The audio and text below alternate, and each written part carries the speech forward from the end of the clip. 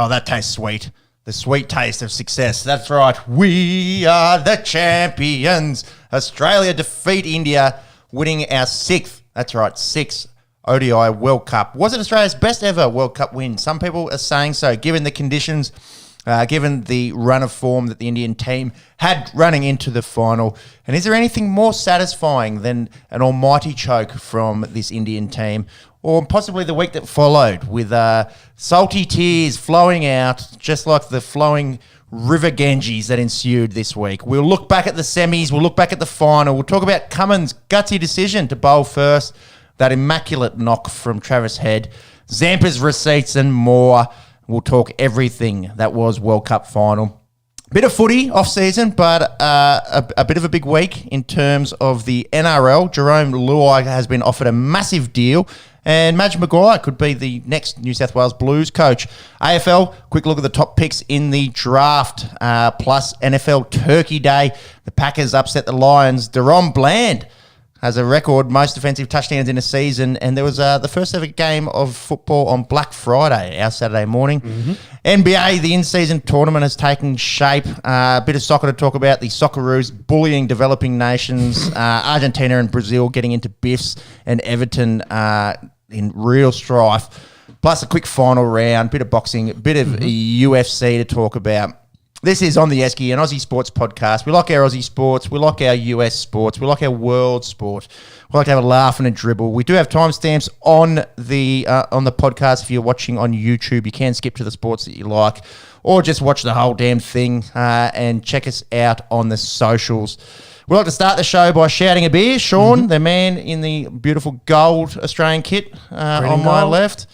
Green on the right, that's right. Who would you like to shout a beer to start off today's show? I'm going with Nikita Zoo. He defeated Dylan Biggs during the week to win the Australian Super welterweight, not Walter White, Heisenberg. Yes, title. Jesse, we need to cook. Well, he did cook in this one after getting knocked down in the first round. Just kind of woke him up a little bit. He did get his own knockout to win in the fifth round. Which is very impressive. It looks like he is now finished on Australian shores, and it looks like him and his brother Tim are aiming for, he'll be on the main card. Tim will be the draw for the title fight there. But they're looking at something in Vegas, probably around March, which lines up with when the NRL is going to be there. Yeah, clever. Do a lot of Australian flavour sport in Vegas all at once. So that looks pretty impressive. But yeah, I think his record in Australia was pretty good. I think he had 7 fights. That's just off the top of the dome. But he's done all he needs to do here, and yeah, now he can head over there with his brother in America and chase those big titles and those big fights. Geez, if they got the opening round the same week, imagine if they got the Wednesday night or something and then roll it into the Friday night of the league, that would be all time, wouldn't it? For any of the expats in the area or those that want to travel for it, there'll be a few. It adds just an extra thing that you can go and do while you're there. You spend a whole week in Vegas, etc. Very good. I'll be shouting Damien Oliver, a beer, retiring at the tender age of 51, one of Australia's greatest jockeys of all time.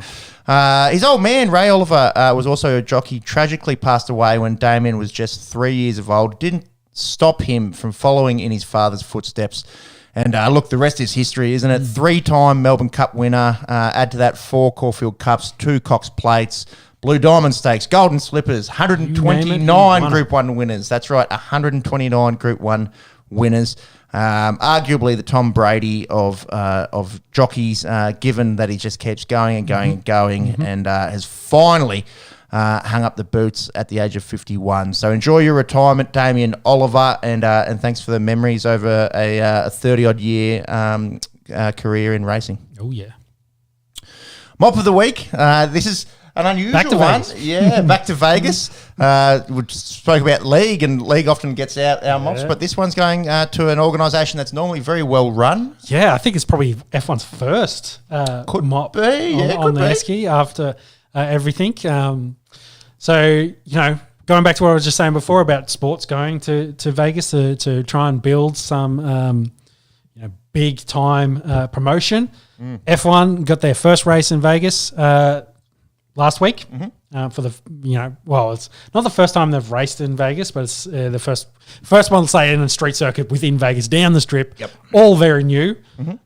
So, within 9 minutes of on-track action, they hadn't welded down the drain covers well enough. My understanding was it was a water valve like cover. So as the cars fly over it, there's plenty of aerodynamics, and they essentially sucked them up, broke off the little tack welds that are probably on it, and pulled up a nice big drain, which was, I don't know, probably a football size, not your New York manhole cover kind of drains. Ghostbuster kind of shit. Yeah, exactly. But it was a nice big chunk, and essentially Carlos Sainz was the unfortunate one to drive over it, and fucking dangerous, hey? Yeah, yes, and it ruined his entire car. Like you could see through the bottom of the car to the road. Like it took a huge hole out of it, destroyed his floor, ruined the gearbox, which has then destroyed the motor. Like it did. I think they're saying $1.5 million worth of damage to the car, which was a lot. Followed on from that, they got to fix it, of course. So they slows everything down. Yeah, they red flag it. They spent, I think they canceled. They red flagged that event. They spent like 2 or 3 hours trying to get it right, and then they ran for free practice 2 at 2:30 in the morning Vegas time. So all the fans that hanged around, they kicked him out at 1:30. Said it wasn't safe for, they didn't have the officials, wasn't safe enough to have fans there. So, people that probably paid tickets, they could only go to day 1, which had the free practice 1 and 2, and they essentially get kicked out. Don't get any refunds of their tickets. They get $200 that they can spend at merchandise if they want to go get some F1 merchandise, which is probably over expensive anyway. Yeah. $200, you get a cap. Yeah, exactly. So it was a big shit show from that end. And then the following day, because in the regulations, I think they have to have 18 hours between races. Free practice 2 and free practice 3. Essentially gives the teams, like Ferrari, a chance to then repair that car and the ability. So then that pushes free practice 3 to very late again. I think it was almost midnight. And then by the time they had qualifying, it was very, very late. And then, of course, the race itself didn't start till 10. So overall, the leading up to it was a bit of a shit show. Fresh track, I guess, a bit of a part of that. But it ended up being pretty bad, especially considering everything was largely over midnight until the actual race came. So for anyone local there or anyone trying to get to it, it was not an event really for spectators, and a lot of those crowds. So they were down on crowds nearly across the whole weekend, but those crowds that did turn out really couldn't get involved in those first couple of days until the actual race happened.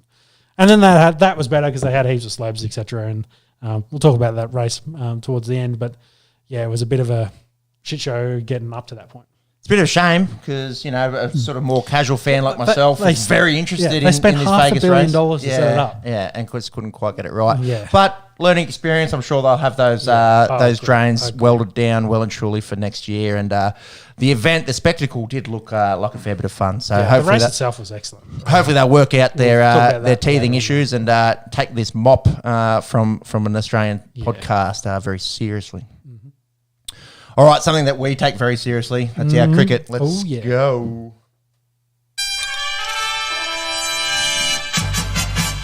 Quick semantics to get through the semi-finals. Watching this India demolition job of New Zealand was very concerning for Australian and South Africa viewers.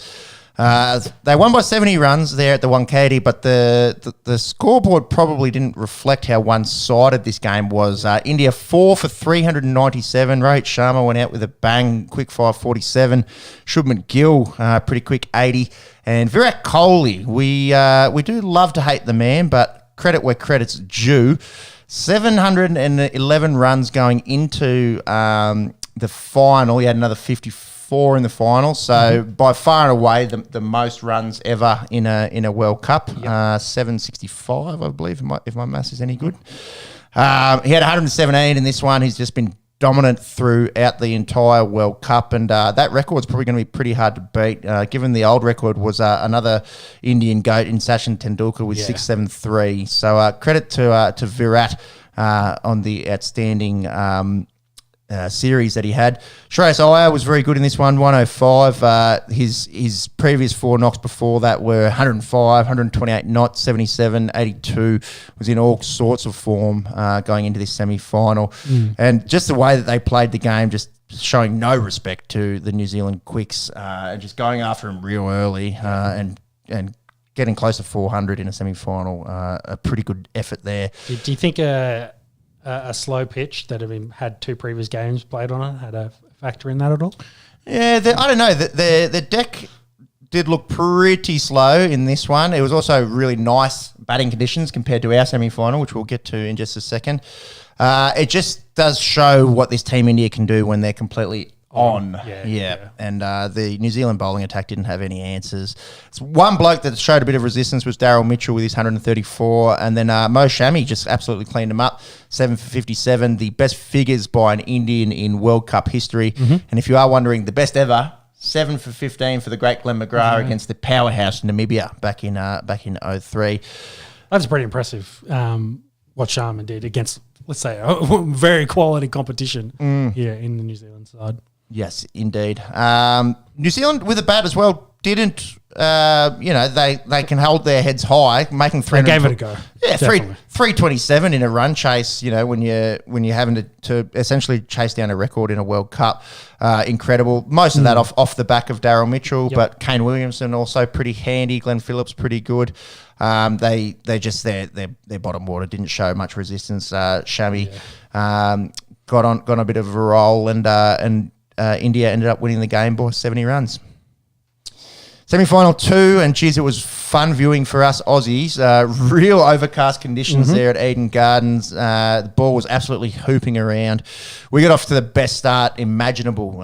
4 for 24 before the rain came in, knocking off De Kock, Bavuma, Van der Dusen and Markram.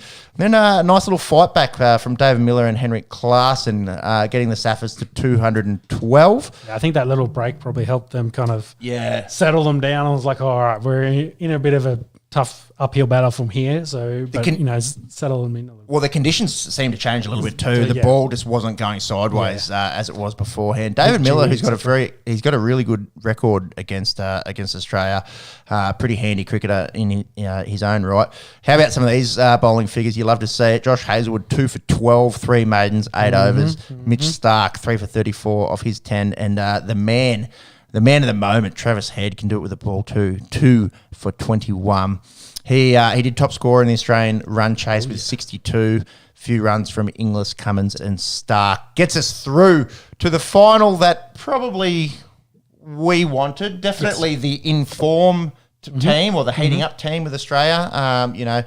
Lost our first 2 games, including to those other semi-finalists in South Africa and India. Yep. Quality competition, though. Oh, 100%. And maybe the final that a lot of people wanted to see. Arguably the best ODI team ever assembled on paper in the Indians, and coming up against our boys in green and gold, who are just renowned for winning games when it counts. Oh, yeah. We've got to talk about all the stuff that's happened this week, and the best team didn't win, and a lot of that rhetoric. I think you said it. You've already kind of said it. They were probably the best team on paper, but that's why these matches aren't played on paper. No, it's who when you it's. It only sorry, I'm having a bloody tongue tied here. Can't get the words out. I'm so passionate about our Australia one. But winning when it matters is really the point of why we play finals. And there's no point to say that, India are the better team on paper, they got the better stats statistically, let's call it a day there. They had a better World Cup. Yeah, it's more, these 2 teams have worked their way there. They've been the 2 best in the tournament so far. Let's see if, Australia can catch up, do the chasing they need to, and get the win here. So... and which is what they did. I think that's the reason why you did it. And I love the whinging, and they can all go join Piers Morgan. The Poms. Very English-esque response, wasn't it? Yes. Mohammed Kaif, I can never accept that the best team has won the World Cup. The Indian team is the best on paper. There was a fair bit of, other people getting the air quotes, former Indian cricketer Ambati Rayudu. I think even a normal surface would have done well because we were way stronger than the Australian side. You just got to take your licks, boys. Yeah. I'm going to take your fucking licks. But even like on that is, the BCCI is set it up. They had the pitch they wanted. Allegedly. yeah. ICC had to, they had to intervene, yes. I've read, in that not letting the BCCI just run with whatever decks they want. So despite... Yeah. The home field advantage. Everything, a sea of blue, 120,000. So some questions asked about the Rohit's coin tossing ability as well, and the way he was tossing the coin and winning a lot of those coin tosses. So a lot of questions were being asked, but when I saw Patrick Cummins had won the coin toss, I was like, oh, he might be in here. Well, and then he elected to bowl, and at the time I thought, oh, fuck, that's a bit scary, given what we just spoke about in the semi-final and what that Indian top order is able to do. Yeah. But a lot of thought obviously went into it. And I think in hindsight, well, not in hindsight, from what we've heard post and their reasoning, they'd really looked into it. They really had a deep discussion about what they thought the pitch was going to do, and just an absolute masterclass. They were 100% right on what it was going to do, and they played it really, really well. I think I was listening to Ashwin talk about how they set a very left-sided field, which is not something you see a lot because it can leak a lot of fours if you don't get it wrong. But they stuck to that plan. They were very tactical in it, and it really dried up their run rate. And I think they went well over an hour without scoring a boundary, so which is very impressive because I think at the time it was Kohli and Rahul were in, so guys, they can definitely score runs. So the Indians hit 13 boundaries the whole innings. Yeah, Travis Head hit more himself. So wild, hey. Yeah. A few stats on chasing teams. That's 7 white ball World Cup finals in a row where the chasing team has won, albeit one asterisk with England and New Zealand. Yep. That includes 3 ODI and 4 T20 World Cups. And the last 2 IPL finals have also been won by the chasing team at Ahmedabad. That is per Alex Malcolm from ESPN Crick Info, who spoke on the grade cricketer. You might have heard of it. So hopefully he's got the stats right because I've just fucking pilfered them off him. But very deliberate, whilst we're all kind of sweating a little bit at home. And the sweating certainly was eased a little bit when Shubman Gill was dismissed for just 4. I don't want to think he's... I don't think they've scapegoated him too much, but he didn't have a really good tournament. No, he didn't, but he's also... Of the 11, he was the one they point out that struggled a fair bit throughout. And I think Yadav was probably the other one that they, from what I've seen, that they were picking on, giving very low scores of how they did this tournament, rating him like a 2 out of 10 kind of thing. Yeah. But having said that, when they needed to, they did their role well enough throughout some of those games. It's just when they needed them most, they didn't stand up. Pretty stiff, I reckon. Like Shubman Gill, 354 runs in the tournament at 44. Didn't get 100, striking at 107. Look, not a bad World Cup. Yeah, not a bad World Cup. Wouldn't mind averaging 44 in, third grade Sunday social, if I'm being honest. Yeah, I think the biggest issue was he got 4 in this, and that's, recency bias. That's all they remember it for. Sky, on the other hand, had a shit tournament. Yeah, he was quite ordinary. A bloke that made a lot of starts and looked like he could score, a world record 260 odd in any of the innings when he was starting off was their captain Rohit Sharma. Yep. And he just would set the intent. The same sort of thing in the New Zealand game, but a massive wicket when we got him. A really good catch actually from Travis Head off Glenn Maxwell, who was understated with his right arm offies. Yeah, he bowled really well this tournament. So 2 for 76. That's still India with the power play. Going at 8 and over. Yeah, well they were 80 off the first 10. So they're looking at 400. Yeah, sorry. Yeah. I'm just doing the quick math for everyone. Quick math, yeah. But aiming at 400, they're on that right track. Yeah, but then they get those, follow that with quick wickets, and then they were, what do they know? They were 3 down with 84 or something. Yeah, when Shreyas Iyer went, that's when the momentum started to shift a little bit. Yes, Kohli's still out there, Rahul's come in. Rahul's come in, but you just started to think, oh, these blokes are human. Yeah.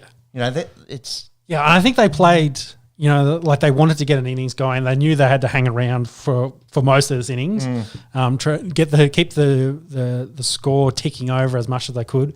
But I feel like they just never got out of that mode, and they really, maybe after 10, 15 overs, probably should have kicked it up a gear. But instead they just kind of kept it going, just kept going. And then, yeah, the overs started ticking down, the minutes were ticking over, and you're like, they're not scoring really quickly at all. They're looking at a pretty low total that we can, you know, in comparison to, you know, 300 probably being par in this tournament, that, yeah, we are definitely within a chance here of chasing down something that we can very much get after. And if one was to nitpick, and nitpick we will, yes, KL Rahul scoring that 66, striking at 61. Yes, yeah, they needed to sort of steady the ship a little bit, but he started to chew up a lot of balls. Probably didn't rotate the strikers as well as he could have. And that was really those middle overs that we definitively won. And a lot of that's got to go down to the captain, Pat Cummins. He bowled really well that phase as well. Bowled his arse out, 2 for 34 from his 10. We've seen him in the IPL be quite expensive in the last few tournaments, and he really just take a like to him. Just saved his best for last here. So shout out to the skipper, Captain Planet. He absolutely 3.4 economy, and he bowled nearly that whole middle period to Virat and Rahul. Like, give him big props for that. Was and how's this column right here? 0 boundaries. You bowl 60 balls at Kohli and Rahul and the like, and you don't get hit to the fence. A mammoth effort from Captain Blue Eyes. Yeah, but having said that, maybe we could. The reason they batted so slowly is, well, when Rahul got out, you follow. Well, when Virat and Rahul got out, because they got out very similar. Like, you could see they didn't really have anything to follow it. Jadeja did nothing really. Yadav nothing, and then you're into the bowlers, and they're not really going to wag too much the Indian tail end. It was incredible. I think when Kohli went, that was about 36th over. That's when the game really started to shift. Rahul was struggling out there. Jadeja didn't do much, like you said. Sky didn't do much. That's when you started to think, okay, well, both teams have got a bat on this, but this is pretty much going as well as it can for the Aussie. That was a point where you really want them to kick on and then try to really tick the score over, but they just didn't have the wickets in hand and the batting quality to follow it. So, shout out to Zorb, Adam Zampa, 1 for 44. Not the amazing figures. He only got hit for 1 boundary, but was our best bowler in the tournament in terms of wicket taking. A massive effort for a leg spinner to bowl as well as he did. And when Ashton Agar went down just before the World Cup, was going to be our only spinner in the squad, which we kind of were scratching our heads at the start of the tournament. So he had an absolute worldly tournament. Yeah, but then also, you know, credit the job that, say, Maxwell did in there. Huge. Even like Travis Head filling in. Yep. Like, you look at Travis Head and Mitchell Martz, they filled in for 2 overs each, but, you know, 4 and 5 off their 2. Went for 9 off their 4 You think overs. as part-timers that the batsmen might want to take that after them, but they are, obviously were in a bit of struggle town, and it kind of it reflected in the score, reflected in the result. So, having said that, I thought the Australians on the other flip side of it also kind of had a bit of a wobbles to start. 100%. Warner could have been caught first ball. We ended up going in the second over, 7 off 3. You don't see that as a numbers next to your name very often. But enter Travis Head, and we can't speak highly enough of this man. The way that he has stepped up in big games time and time after again, one of the all-time innings. Yeah, and also you go give a bit more context. Mitch Marsh got out. Marsh straight away. Steve Smith got out very quickly. I think big props to Marnus. Kind of did enough to keep the score ticking over, but essentially playing second fiddle, staying down the other end, not getting out, just so Travis could put in the work and get them there. Because if Marnus goes quickly, Travis probably can't bat as aggressively as he wants to. So I think once Marnus got it in, they got set. This is probably what Virat and Rahul should have done. One of them needed to kick on, and in this case, one had to go. Yeah, and in this case, Head did the job and knew what he wanted to do. And like we said, he had 19 boundaries, which was more than the entire Indian squad had. It's been interesting. A few of these partnerships, obviously this wasn't Maxwell and Cummins, but the roles were similar in that one was an aggressor and one was knocking it around, and a nice supporting knock there from Marnus. So a lot of people who himself had a pretty average tournament. Like there were questions as like, are we picking Marnus purely in the final because he's fielding? We spoke about it. And I think really the only one of the top 5 batsmen as well. He's in the team because he's fielding. Well, top 5 in red ball cricket. Yeah, so, his recent form had not great in the white ball, but in the tournament, leading up to the tournament was excellent. In the tournament, not so. But I think there's a good argument to. He's still a talented batsman, but also he to didn't suggest forget to bat. if Marcus Stoinis had been playing better cricket, Marnus Labuschagne wouldn't have been in the side. Maybe. Regardless, excellent supporting knock, and this innings from Travis Head, just the full arsenal of the shots. Yeah, you looked at his wagon wheel from it. He was pulling, he was cutting, he was playing the delicate late cuts, lofted drives, the slog sweep, getting after the spinners. It was an absolute innings for the age. Oh, definitely. And I would join all-time greats, Ponting and Gilchrist getting hundreds in World Cup finals. So. Pretty handy company. Didn't get to hit the winning runs. No. Got out and Maxie got to do it. And cue the sound of silence. How fucking quiet was it in that stadium? And going back, like if that was during the Indian innings one they're batting, and I wonder if that played a part in it a little bit as well. For there was no, oomph, no energy. There's nothing for say Colin Rahul to kind of feed off to get in. And I want to make the point with the. Marnus and the team were talking about fielding. Australians did field really fucking well. So well. in both the final and the semi-final. Yeah, the reason they didn't have boundaries is because they were diving, cutting everything off. The ring fielding was excellent. Yeah. The boundary fielding was excellent. Took all our catches, catches win matches, yada, yada. But there was a few difficult ones all the mistakes, in the Indian innings. Running back, always hard. Travis Head. Yep. So, I think, added all to that in it. Really had the crowd over 100,000 silent. While the Indians were batting, and then incredible. Yeah, they're a bit vocal at the start of the Australian innings, but as Marnus and Travis Head start going quiet again, and considering the entire stadium's wearing blue, they weren't. I don't know. Maybe it's an Australian thing, the bit of the underdog when your team's down, you start getting your cheering, you're trying to egg them on because cheering works to get them over the line, but. Whether the Indians really didn't push that kind of, it's almost like their fans are so passionate that when they're shell shocked, when they're not on top, it's almost detrimental. When they are on top and they're going berserk, dancing, and you're like, oh well, how can we win in this environment? Oh yeah, exactly. Whereas with us, half the stands at the bar, and we don't really get the flag waving and music, and the extreme highs, but I feel like there isn't that extreme low. When Coley chops on, and you can hear a pin drop in a stadium of 100,000 people. Oh yeah. So we're World Cup champs. What do you think about the celebrations?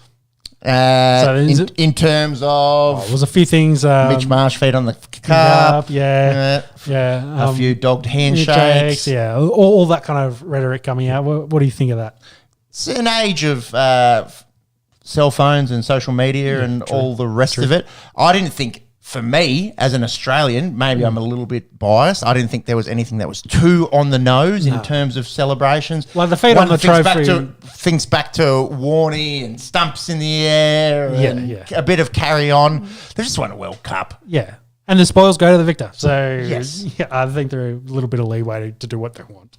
I actually think some of it was pretty fucking funny. True. Did like Travis Head and his speed dealers and having a pretty good time. You've just won the World Cup, surely. And surely you can let the hair down for a few days before you've got to go into a questionably pointless one way. That's probably the segue because everyone was talking about can Travis Head pull up after a week-long bender to go into a T20. It wasn't a week. It was 3.5 days. 3.5 days. And look at him getting off the plane. It looked like he'd been on the bender that entire time, and then go straight into a T20 series. But luckily, they rested him for the first Put game. the feet up, mate. Put the feet up. And I think tonight, given the weather that I've seen, everyone might be putting their feet up for the second game. Yep. What are your thoughts on this series? So 4 nights post World Cup final, the same 2 teams have got to field close to entirely different squads, especially the Indians. Yep. In my opinion, pretty pointless T20 series. But then, having said that, they also played a one-day international series before the World Cup. After the Before the World Cup, it's warm up. You've just gone from playing red ball cricket. You want to go warm up. We played against South Africa. I can completely justify that. Yeah, I get it. I just wanted to bring it up because the Indians forget that we won that series before the World Cup. So in India, that's practice. Yeah, for me, I think it's practice. This is you've just sat your final exam and you're meant to be on school holidays, and the teacher's called you back on Monday to do a subject that doesn't really mean that much. Yeah, this kind of reeks Take of that what you will. Which subject I'm talking about? Yeah. Well, it's all money. Like they've. Yeah, that's it. That's the short. That's the answer. Yeah. That is the correct answer. Yeah. How do we get India to play more games? What do you guys want to hang around and play? It's like, yeah, sure, we'll play here for a couple of games, and then all to me is it's just like they've got stadiums. There's nothing really going on now until December. They fit it in. Most of the guys in the squad are kind of there already, and we are playing Test cricket in 3.5 weeks. Yep. No, 2.5 weeks. Yes. Having said that, I think we're playing Pakistan at home. I think we'll be okay. Yeah. If this was leading into an Ashes, I would be rife. It'd be different. We'd probably be Australia A would be playing, but which is what India is doing. Yeah. But it's for me, it just feels like filler. Yeah. All killer, no filler. First T20 at Visakhapatnam. I've put these down because I want to try and say a few of these. They're not regular venues, also speaks into what maybe this series means. Sky was the only player from the Indian team to feature in this one. He was pretty good. Did just mention he had an absolute stinker of a World Cup, but his T20 form is impeccable. He's actually the only player. I saw this on ESPN Cricket Info. Only player in T20 international history to have over 1,000 runs, strike at over 150, and average over 40. Big questions as to why Sky isn't able to translate that into his ODI game, especially at home. I don't know if game situations are getting the worst of him. He's never really getting a pick at the top of the order. I did see some people with thinking and looking and go back to, say, India and Australia kind of making it that their way through to the final and the kind of way they played that one-day cricket is maybe closer to Test cricket than it is to T20 cricket. That's interesting. Yeah. The tactics and the way they kind of play maybe leads to because it is a slightly longer format that it is more like you're playing. You each get a day and a half, like 2 sessions kind of cricket to score as much as you can. So. Well, when you look at our ODI team, that speaks volumes. Yeah, it's pretty fucking close to our Test team. Yes. Plus Maxwell. Yes. And you'd say and the spin is different. Yeah. That's a good little point. Yeah. Anyways, he's very good. He won in this game. He made 80 off 42. We did just harp on about how pointless this series was, but this game in itself, as a standalone game, was excellent. Yep. We went out and made 3 for 208, 130-run partnership between Smudge and Inglis, and I have to talk about Josh Inglis, 110 off just 50 balls, his first international 100. These were his previous high scores in white ball international cricket. 48 in T20 and 58 in ODI. So good on you, Josh Inglis. We've been speaking about him on this podcast for quite some time. Receipts. Check the Adam Zampa receipts. We been big Inglis fans. Yeah, and he got his chance in this tournament, taking over. Was it Alex? Kerry was the previous one? Again, interesting. I'd like to know how many teams have won a World Cup and axe their keeper halfway through it. Yeah. And Inglis comes in and didn't really have to do too much, luckily. No, but he had to take catches. He took 5 in the final. Kept well. It was actually pretty good. They had plenty of appeals for stumpings. Like he had very quick glove work in that final too. So I think he's been playing pretty well as a glove man, and we've seen what he can do in Australia with his hitting that we knew he could definitely play in the white ball format. But he's kind of proved it now that 110 off 50 against an Indian B team, which is still better than most of the other teams out there at England. I think he's got a big future. How old is Josh? I think he'd be pushing 30. And he'd be pretty... He's 28. 28. He'd be pretty similar age to Alex, isn't it? Yeah, I think Carey might be a touch older. 31, I feel. Yeah, let's have a look. Alex Carey, 32. So he's actually 3.5 years younger. Yeah. So there might be a little changing of the white ball guard, which we've seen. Just Arena? What do you Healy to Gilchrist, Gilchrist to Haddon kind of stuff. Maybe Carey will have red ball gloves and English white ball gloves moving forward. Mm-hmm. Yeah, but hats off to the young man. Excellent innings. Just wasn't quite enough for us to get the win. Yep. Take of that what you will. All right, second T20 tonight is at Thiruvananthapuram. I'm sure that's how you say that. Then Guwahati, Raipur, Bengaluru. Know that one. Mm-hmm. Interesting series. Maybe they're just trying to expose some of these smaller grounds, take the Indian cricket team. Those that didn't get World Cup games, maybe. Yeah, to say thank you, and they still sell them out and make a bit of TV money for sure. Ooh, yeah. But for mine... have they announced squads at all? Like, the game might not go ahead, but are we looking at a bit more strength in the Australian and Indian squads? Let me have a look right now. I think that game's meant to start at 11:30 our time, so in about 2.5 hours. Yeah, 3 hours. Second T20. Bear with us, we don't have our regular research, ma'am. Nah, it's probably need to be a bit closer before we get teams. Yeah. From everything that I've seen, it's that wet. Head, Maxwell, Zampa are all there, so May feature. Depends on how sore those heads are, maybe. Should be all right by now. He'll be right now, you'd reckon, surely. Depends if they kicked on. We won the World Cup. Mm-hmm. After watching those first few games, it was worrying. And then the middle games, a few crazy. I think it was probably the big one. Crazy innings from Glenn Maxwell. That one will go down in history. Mm-hmm. We spoke about it in the last podcast. Probably the best ODI innings of all time. Yep. And then just kept getting better and better and better. We've got up there, up on our left, the winning runs from 2015. Completely different circumstances, playing in New Zealand at home. We got off to a crazy good start. Remember, that Stark ball to McCullum that skittled him in the first over. For mine, I think this one, 2023, in India, we know how hard it is to win in India. Mm-hmm. It may be the best Australian cricketing achievement, at least in white ball cricket, of all time. Yep. Also interesting to note that you won't see it on the coverage there, but it does have the teams from that 2015 World Cup victory. Mm-hmm. Warner there, Smudge there, but I think a big part of this team's success was Hazelwood and Stark there. Cummins probably rehabbing his back in those days, but those three quicks that in Hazelwood, Stark, and Cummins, to have done it in 2015. We've done it again in 2023, to have been our frontline bowling attack for years in red ball cricket.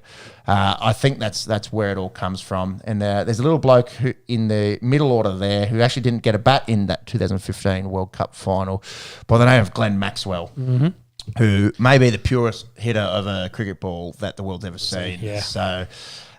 wasn't really required in either of these World Cup finals, but we wouldn't have been in these World Cup finals if not for Max's efforts. 100%.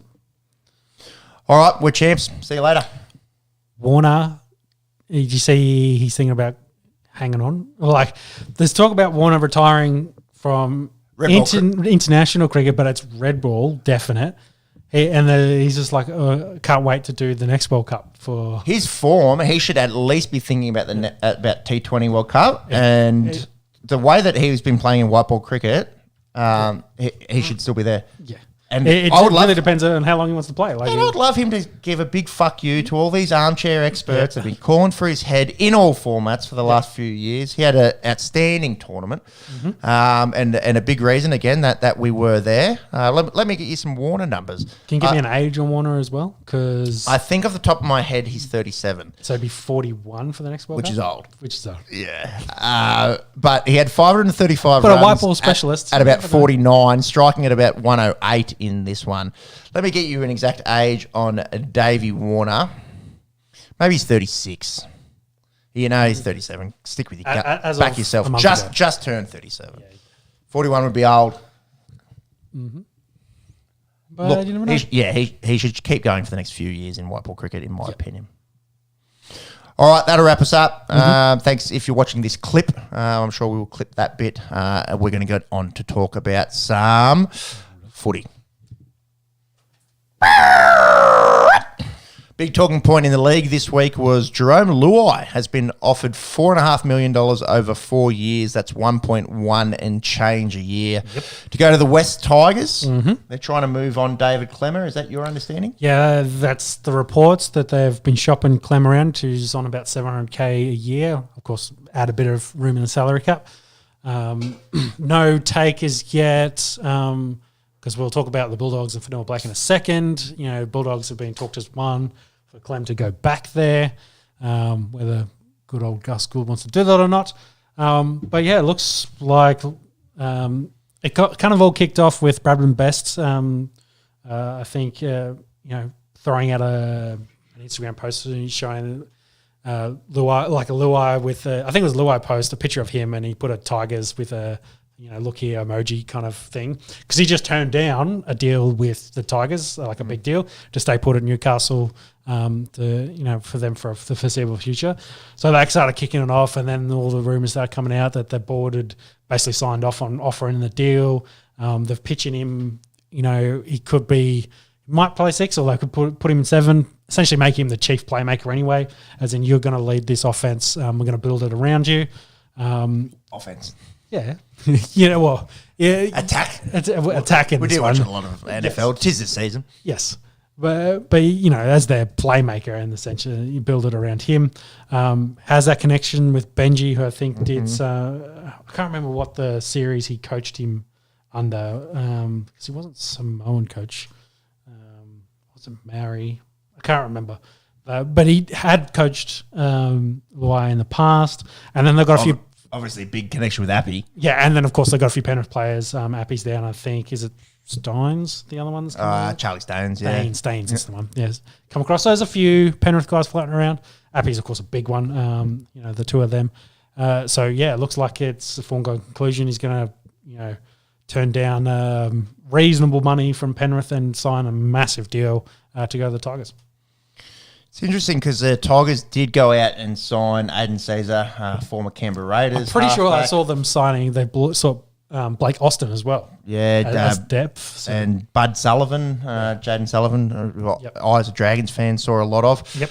I can't imagine they offered them big contracts. No. So, if they miss out, essentially, we've got some depth of guys that can challenge for. But they don't have Jerome. They don't have a Jerome Luai. No, exactly. They haven't got a guy that's won premierships and played fuckloads of Origins. So yeah. Well, and that goes into what I would think. If you're Jerome Luai, you've already three-peated. Yep. You don't have anything to prove. I don't think from an NRL perspective. Yeah. Maybe as Blues fan, would have liked to have seen a few more Blues wins. Yeah.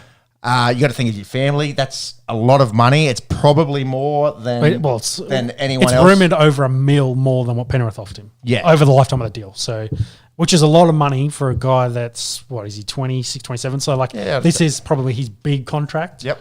In his prime. And, yeah, I'm happy. I have to say that, if you're at that kind of age in your kind of prime, 26, capitalise on that, because that'll take him through to 30 and he might get one other deal after that. Yeah, exactly. Yep. And you never know what that kind of looks like in 4 years, how your body puts up with another 4 years of NRL. So I'm more than happy for the capitalise.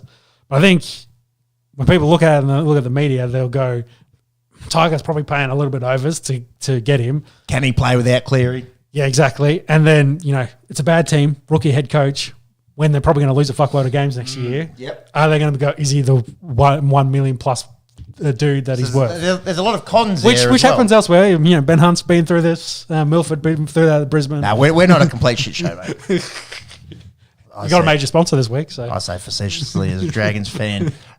So there's a lot of pros there. The money being the head honcho, Yes. I suppose that connection with his good mate Appy. Yep. But yeah, also a few cons there, and Yeah. and it would what an opportunity for Jerome Luai to Oh, give a agree. big fuck you to the haters as well if he was to go there and at least the Chiefs. I'm not saying they're going to go out there and win a comp. make the top 8. Make the top 8. Yeah, That's a start. not get the spoon. Yeah, not get the spoon. Not like little improvements. I'm sure West Tigers diehards would appreciate that. Oh yeah, definitely. So it's up to him. I think I know what I would be doing with that kind of offer on the table, having won as much as he had with the Panthers already. Yeah, like. Yeah, so it's a situation matters. If he's Latrell at 22, yeah, maybe he stays put for another 4 years. Because then, you know, he'll come around at 26, still be in that kind of same position to have a chance for a deal like this.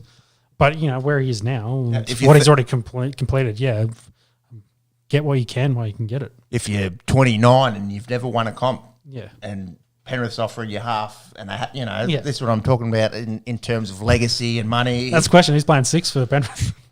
Well, if he goes, it'll be interesting. Obviously, it's going to be a future Penrith problem, and the way that their June is, and Oh, yeah. They'll find someone. I'm sure they'll find someone Yeah. and make him awesome. Yes, yeah. I think playing next to Nathan Cleary, you probably have it pretty straightforward. Adam Fanua-Blake kind of entered the chat a few weeks ago saying he wanted a release from the Warriors. Then he said, no, I'm committed to the Warriors for 2024. Yep.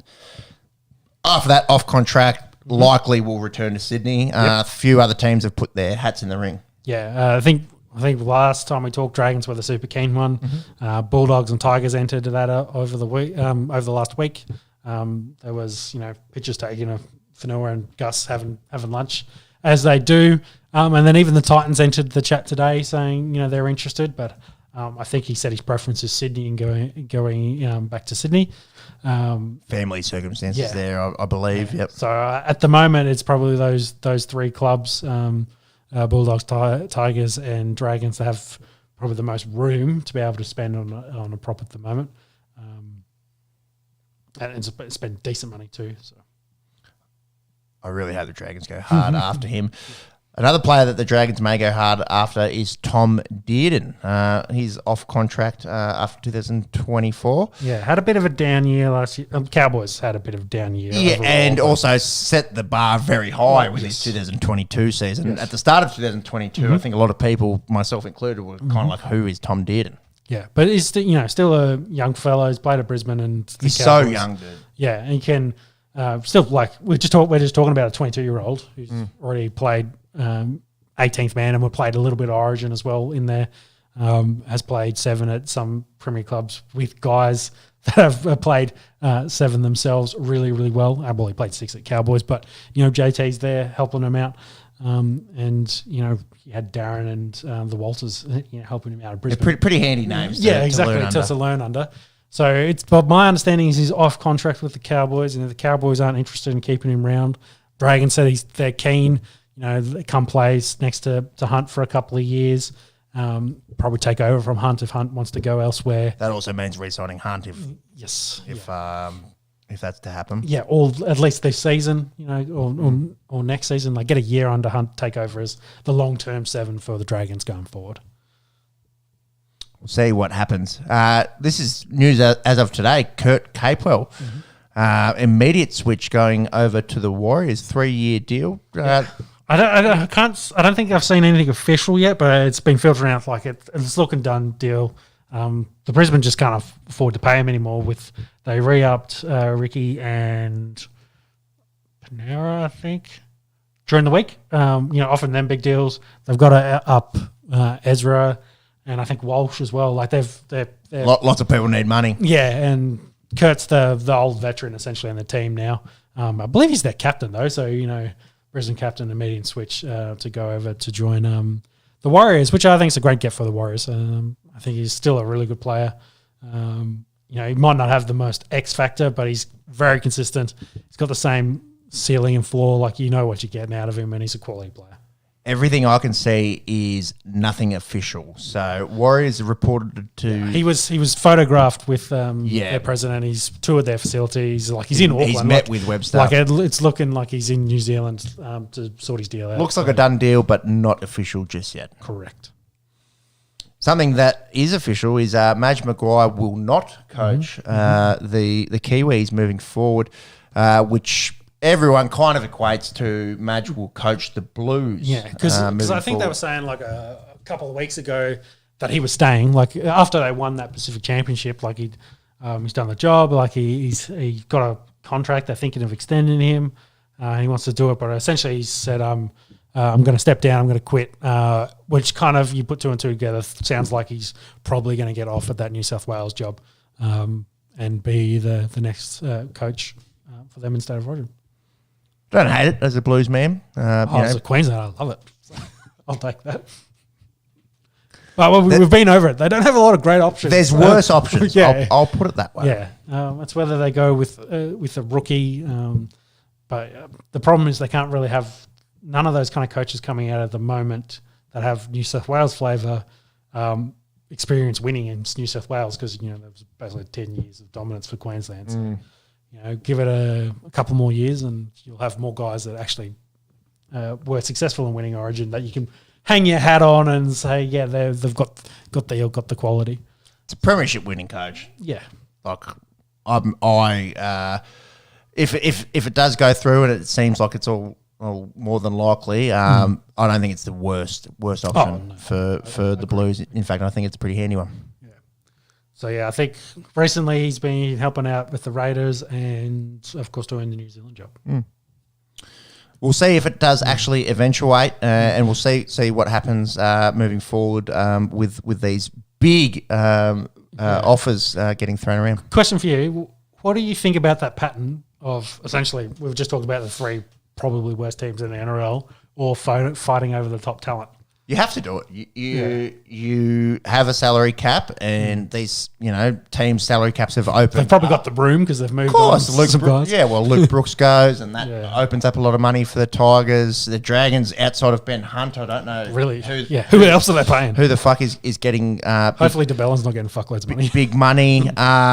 You have to do it. You have to try and throw overs to attract some of these big name guys. I think the issue for them is, recently, but all these clubs have thrown that dart, trying to get guys to join, and it really hasn't paid off for them. But that's a function of a salary cap league. Yeah, people will take $100,000 or $200,000 less if you're going to go the other way from Jerome Luai and go to Penrith and try and win a comp. But if you've won 3 comps and you've achieved it all, then why not let a lower club pay you over? Yeah. Here's a segue of the century for you. How does that then work with a salary cap area, but this sport doesn't have a draft? Well, that leads into a draft. Into some draft chat. Yeah. I don't know. I think that's just a function. I think it's a function of it, of where the league is. Teams are victims of their own success. Yes. People want to poach your players. Yeah, of course. You go out and win 3 comps, and lower clubs have more money to do it. Exactly. So the lower clubs need to get. I feel like we talk about parity and trying to have comparable. Without a draft system in the NRL to kind of the young talent, as we just said, the Penrith will just plug and play some young fella in there that they know has got talent, and they'll continue to dominate. Whereas the Tigers will hope that can continue that form outside of that system, and go on to hopefully bring the Tigers back into a competitive team. But a lot of that comes down to the overall club management. Yes. If you make a list of the players that Wests have lost, that the Dragons have lost, and the Roosters have nicked. Exactly. That a lot of that comes down to that, and you can have a hard cap in the NRL like we've had for a number of years, but at the end of the day, a lot of that comes down to that squad management and that list management. And look, I don't think a draft system is going to happen anytime soon in rugby league. I'm pretty sure the history on that is the both New South Wales Rugby League and I think it was New South Wales Rugby League, when they were thinking about implementing it quite a while ago, basically took it to the courts and said it wasn't legal to justify the limit on trade or limit on where they can, apply. Like it's a restriction of trade or something, and they judged in their favour, and that's why there hasn't ever been a draft implemented in the NRL. Not to say that was probably 40 years ago, if not longer, that they could have another look at it, and if they wanted to implement something like that. Yeah, I don't think it's happening. I think just that some of these clubs need to implement some better people running their books. Yep. Yeah, I'm going through the best 17 that the West Tigers have ever let go. The names Josh Addo-Carr and James Tedesco come to mind, but yeah, Martin Tapau, Ryan Pappenhausen, Andrew Fafito, like Robbie Farrow, they did get him back. Yeah, get him back for a little bit. Aaron Woods in his heyday. Mitchell Moses is a big one, yeah. Like it's pretty silly. Benji, that should have an asterisk, I think. Yeah. I'm interested to see the top of this list now. Blake Austin. I didn't know that. Bo Ryan. Marika Korobidi. Well, I think the end of this list got a little bit funny, but obviously, they just need to keep their local talent. It's a mass. Campbelltown is a huge feeding area in terms of juniors. It's just the club hasn't been run that well. Yeah, sure. All right, let's go and talk about a draft and go south of the border briefly.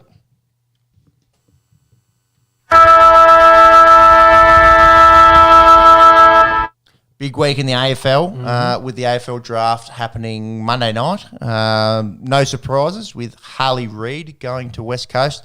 We'll run briefly through the top 5 picks. Colby Kershaw goes to North. North actually got 2 picks in the top 5. So things I think looking up. That was a big storyline leaning into about the extra support North were getting. Yeah. So they picked up Colby Kershaw and Zane Dersma, so two Dersmas in the AFL. Jed Walter goes at 3. Nick Watson goes to Hawthorn at 5. And a nice little story, I think, with mates going with consecutive picks. Connor O'Sullivan and Phoenix Gothard going to the Cats and the Giants. Thoughts on the AFL draft, it being televised? I think they could do a bit of a nicer sort of setup. It's like shot out of a pub kind of thing. Go watch the NFL draft and then start thinking about how you can, probably make it small scale but same sort of quality of product. Yeah. They're the ones that obviously do it the best. Even the NBA kind of pales in comparison, but at least they try. But yeah, I think you can definitely do some stuff leading up to it. But having said that, the NFL also spends a lot of time leading up to it as well. They cover the combine really well. They cover all the pro days. They have heaps of information. You kind of build a storyline with the guys that then go into the draft day, so you know who they are very, very well. Versus say for the AFL, it's only the hardcores that know these guys, and then on draft day know who are interested to see who goes where. Whereas most people just tune in and go, "Oh, cool, our team picked that guy. I'll go Google him and see what he's about." It's not the perfect comparison. Like the NFL, you've got 3 years of college film off and billions of dollars, a lot of money to go off, and sometimes the comparison is not perfect there. But no, good luck to all these kids. That most of them are 18 years of age, so it's a massive day for these kids moving forward. Harley Reid did go to West Coast. I think it was the biggest storyline kind of leading up to it. Will he or won't he, being out of Bend to go Royal Victoria, going across the West Coast. But seemed all happy on the day, and seems like they were pretty keen. He was pretty keen to go. Some freakish sort of numbers as well. We just spoke about Connor O'Sullivan, who was going down to Geelong. 198 centimetres, and his 6-minute time trial run was like 6:10 or something. Like freakish sort of numbers these kids are putting up at the age of 18. Yep. Obviously, in the last few years we've seen guys like Nick Dacos just be able to get drafted, just walk straight in, and just walk straight into their positional role. So probably take a lot longer. Probably should have won a Brownlow, but anyway. Yeah, borderline. It'd probably take a lot longer for some of the taller, bigger body guys to grow into their bodies. But some of these smaller smaller types, if they've got this elite fitness that we see coming through, they probably step right into a starting wing or on-ball rotation. Yep. What's the go with the Gabba? They're going to knock it down. Yes. Yeah, and I thought that was interesting that they're going to knock the Gabba down and rebuild it as part of a big centrepiece redevelopment in Brisbane. But then you got to remember the Olympics in 2032. So it's essentially, it was part of their plan as their bidding for the Olympics. They've essentially just during the week they've officially confirmed that it's happening. They're going to redevelop the stadium. So I'm not sure when they're planning to start knocking down and when they start to build, but it's essentially to get ready for the Olympics. So it'll probably be big enough. I believe the Gabba's big enough anyway to do track and field events, but that's the point. It'll host a lot of their track and field events for the Olympics. So the article I've got says 2020 end of 2025 will host the Ashes, and then knock it down, or I don't know if it's going to be completely knocked down, but it's. Or they're going to go stay, not stadium, but stand. They go stand by stand. Likely to hit 60,000 people. Yeah. And Brisbane, off their recent success, have the member base. They are growing there. So the Gabba's not the biggest place in the world, but $2.5 billion. My goodness. Yeah. Where are the Lions going to play when it's happening? Great question. Down the road, maybe. Get him Suncorp. Get him in Suncorp. Really make the SCG look quite big. And not sure. Nothing. Anyways, well, the announcement during the week was official. They probably have to work out the logistics now for that going forward. But yeah, the largest urban renewal project that Brisbane has seen since the 1980s. True. Will also include 3 new pedestrian bridges, 880 new apartments, as well as a retail and dining area. So during the peak, it'll create 2,300 jobs in the peak of construction in 2028. So we're at least 5 years away, but it sounds that before they'll start. But yeah, it's gonna essentially be as they said, the centerpiece of that Brisbane area there. It's fun. Watch this space, huh? All right, let's go talk some turkey. Yes. Oh, he broke his ankles. One of my favourite days on the NFL calendar for sure. Thanksgiving. Very fun we don't really celebrate Thanksgiving. I say we don't really. We don't celebrate Thanksgiving. It's an American thing. in this country, but it's definitely fun on a Friday to watch 3 back-to-back games of football, and especially fun for a Packers fan. Yes. Seeing them go out there and beat the Lions. I was arming and ahhing about tipping them. They were paying about $4.50 going into it. I didn't. No cojones, and they went out and got it. What I should be looking at is the moon. Yes. The moon. The waxing gibbous curse continues. Yep. The Lions are 0-3 when the moon is in 13. 0-13. Even worse. My apologies. 0-13 when the moon is in a waxing gibbous stage. Yeah, and that goes back. I think I saw before like 13 years or something like it's a while. So yeah, they've officially never won essentially on Thanksgiving, the Lions. And you would have thought when the moon is in that stage. Yeah, I don't think they've won on Thanksgiving. Well, I think the stat I saw they always play on Thanksgiving. Yeah, and I don't think they've won in ages. You can figure that out. Yeah. But you look at the team. I think they were. What were they going into this? They had six wins or 7 wins. 8-2, I thought. Yeah, well, they were right at the top, and they're leading a Packers team that's got a middle of the pack, and Packers really got out to them in early lead, and they couldn't chase them down. So credit to the Packers to play really well in this. Well, I've got a lot of NFL, a lot of NFL history to go through here. Yeah, this is in the 50s. You go all the way. Yeah, sorry. So let me just scroll down because I'm sure the Lions always play on Thanksgiving. Yes, I agree. But so they lost to the Bills last year. Yes. They lost to the Bears the year before. Yeah, keep going. They're looking for wins. They lost to the Texans the year before. I thought they lost to the Bears the year years. before. I think you're right here. I obviously don't understand my my moon cycles. Yeah. Lost to the Vikings. Beat. It's beat. the Minnesota Vikings in 2016. So obviously not a waxing gibbous moon cycle. Still, that's smoked the Philadelphia Eagles. 8 years since the last. Beat the Chicago Bears. So they had some success in the mid 2000s, mid 2010s, I should say. If you understand waxing gibbous and its cycle and full moons and whatnot, send us through some full moons. Maybe into my DMs. Love to see them. Anyways, let's talk about some football, something we do understand reasonably well, more so than moon cycles, that's for sure. Massive upset, and the Packers really started well. Jordan Love playing out of his skin. Yeah, it's probably the best game Jordan Love's played this season. Didn't turn the ball over.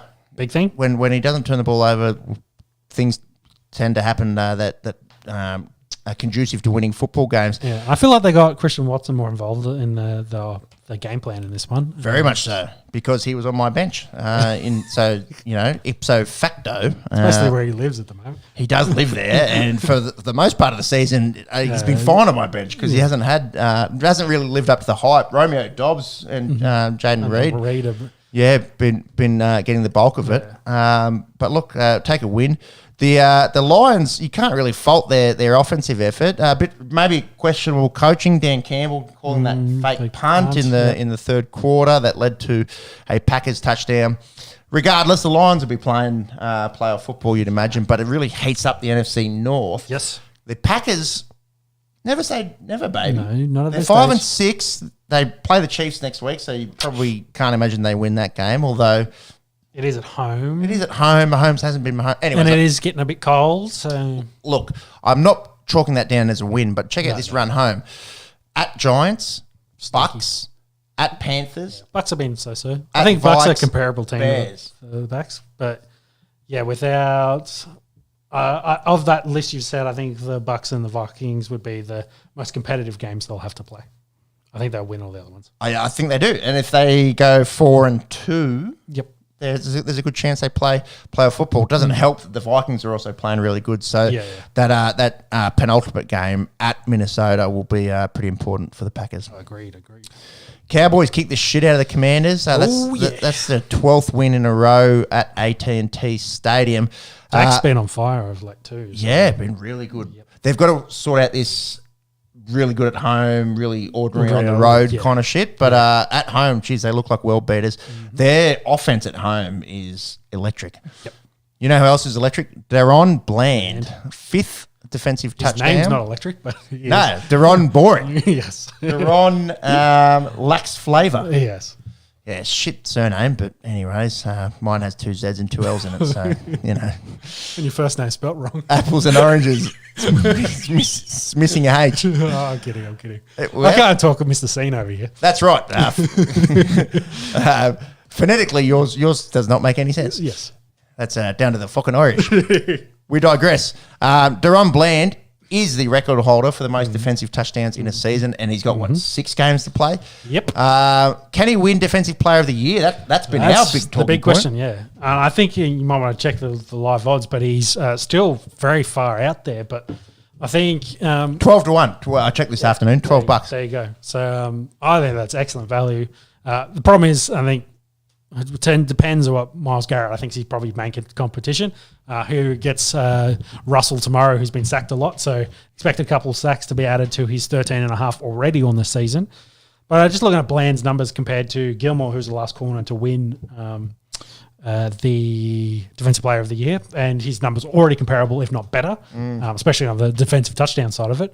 But if he's got 7 picks and 5 touchdowns, if he ends up with they're projected at the moment, like if he gets another 3 picks and can score another 2 touchdowns out of that, you know, if you get 10 and 7, like I don't think he can doubt it because he's almost essentially double what the record for defensive touchdowns was. So that it's very high. It's 14. Yeah, Night Train got it, and there's heaps of 13s and 11s. So anything recently though? Anything in the 2000s? Nothing modern over 11. Yes, yeah, 11's the highest.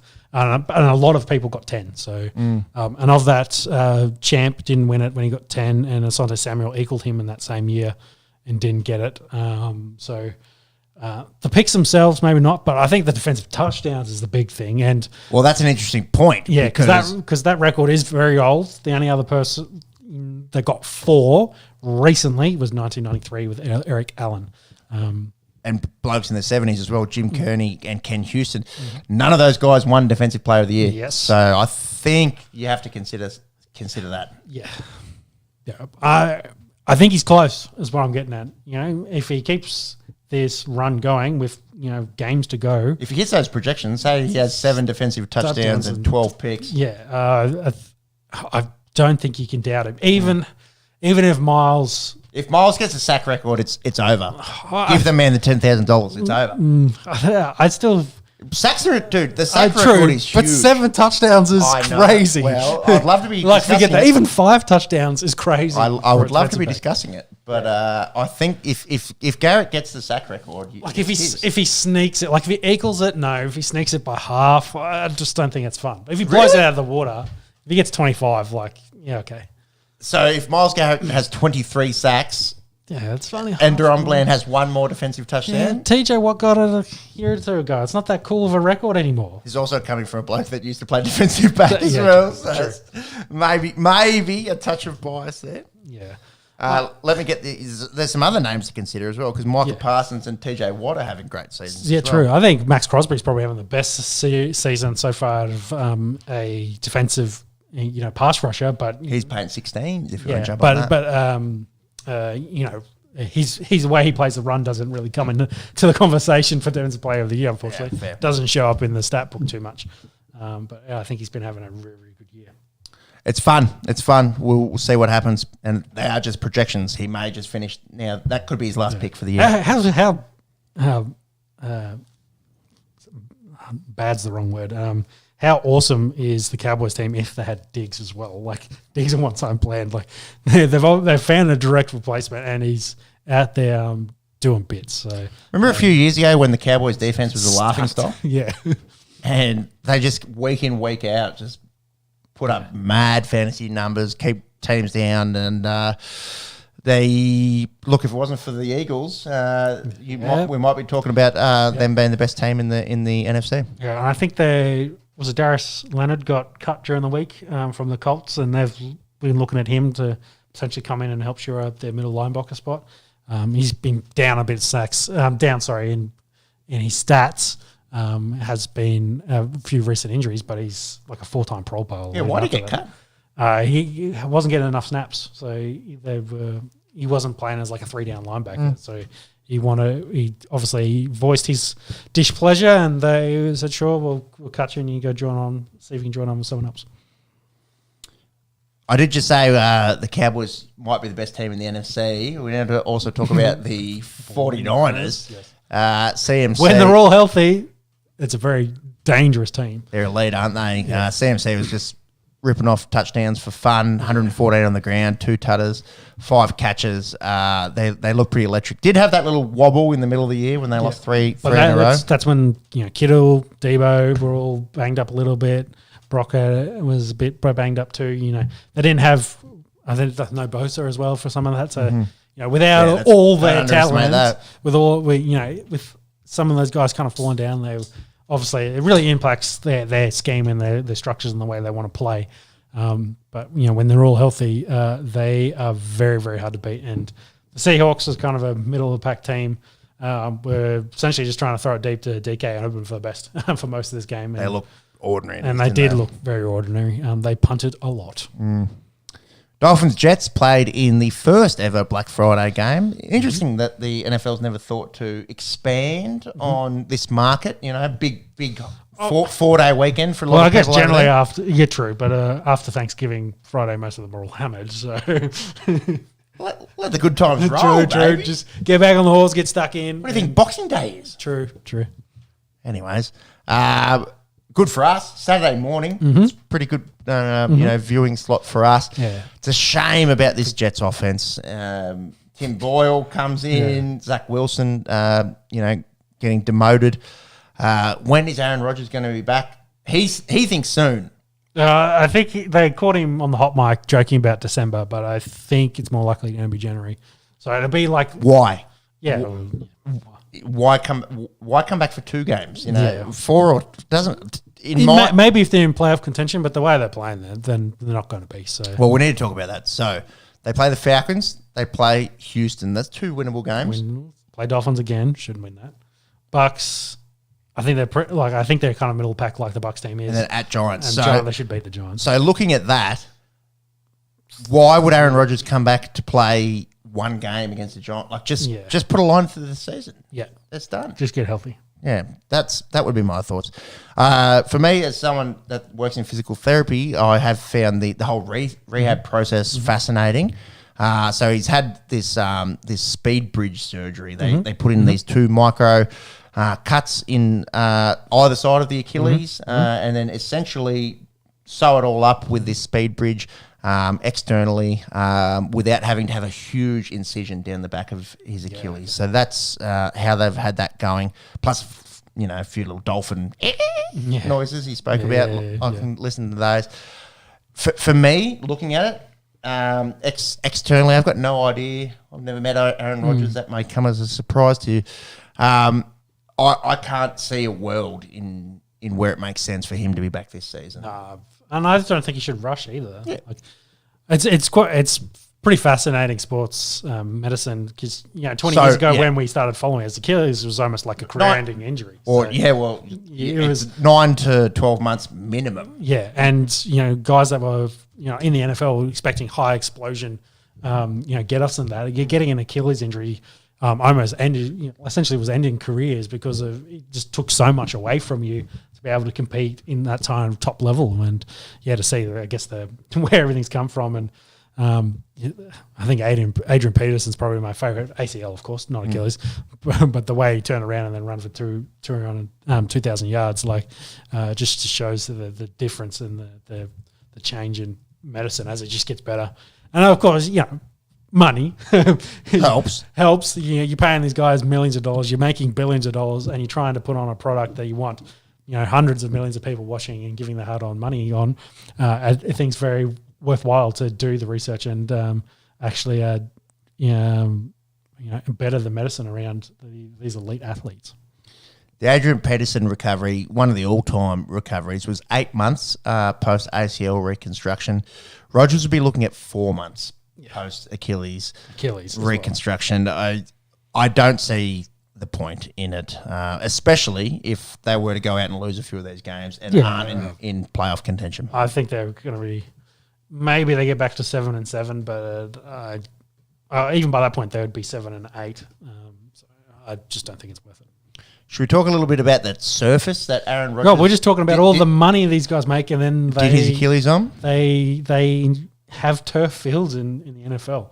And for those that want the difference, turf is, we're talking synthetic versus grass, which is real. So, and the main reasons for that is, the upkeep. You don't have to try and keep the field going. Cold weather places. Yeah, it drains really well. Like it's a lot easier on green stuff and maintenance to be able to play it.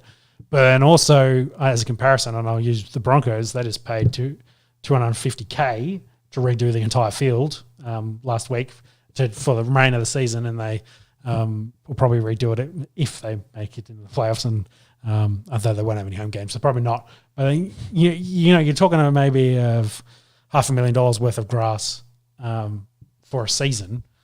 To me, that feels like chump change compared to what you say paying Aaron Rodgers and then throw his Achilles. Having said that, how crazy is that as well? To put that into perspective, the field costs. If you wanted to redo it, it's grass, bro. But still, and you pay a couple guys to look after it. Like in comparison, it's fuckloads less. Then you have billionaires looking after. Then your franchise quarterback. Yeah, so crazy. Hey? Yeah, so we're talking about MetLife here, which is the New York team's home stadium. Was voted during the week by players that participated in the survey as the worst stadium in the NFL.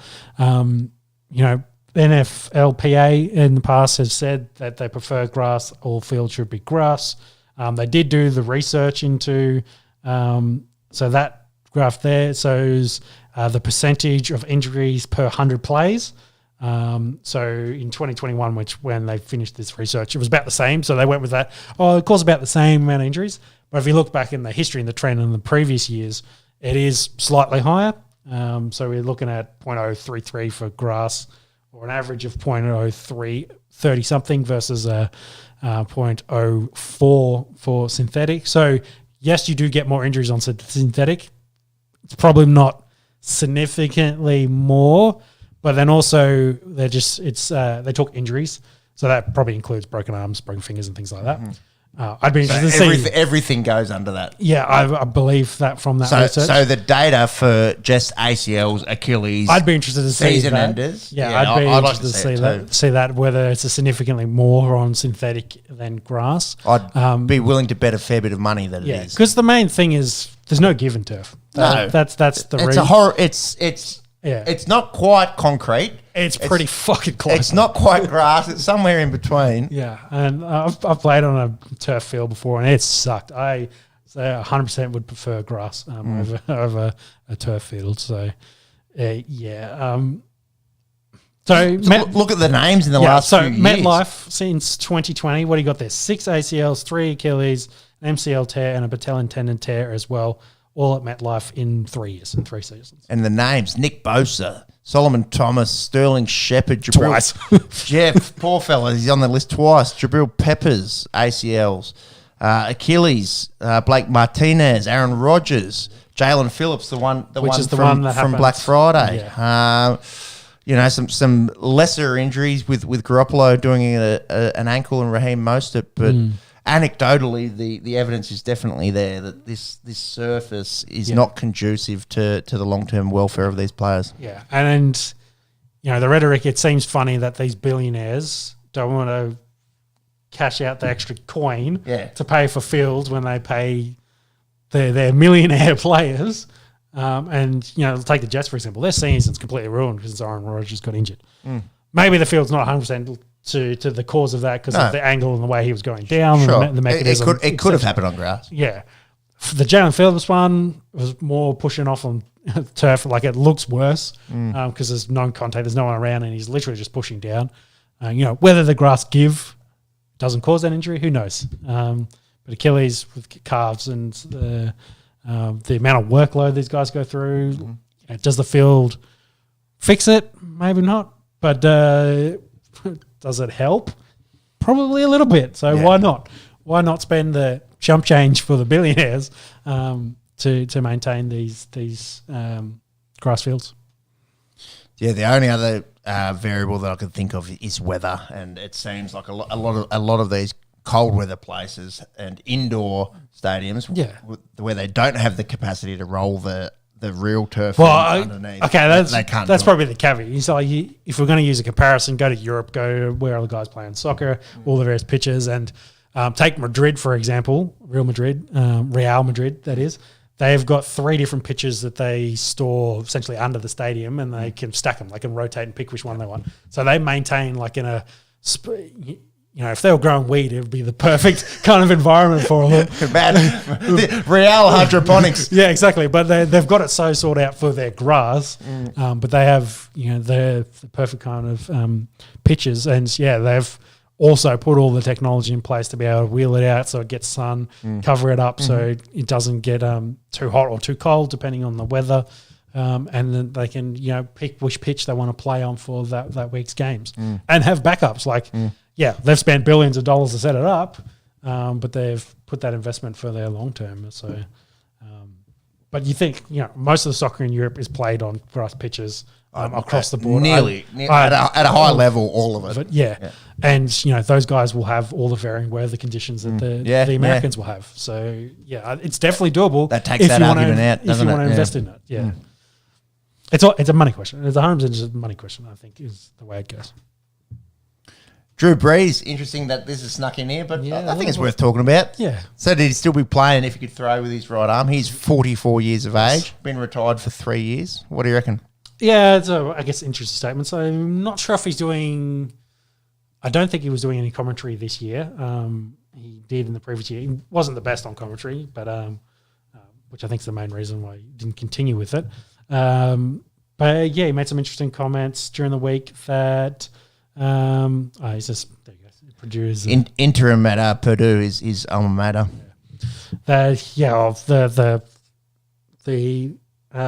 toil of the playing in the NFL has essentially ruined his throwing arm, his shoulders, especially in his right arm. That now if he plays pitch and catch in the backyard, it's with his left arm. So it's a bit of a sad thing, but I guess it goes back to showing the brutality of the sport that is the NFL. And I don't know, maybe go get a good labour and repair. I don't know.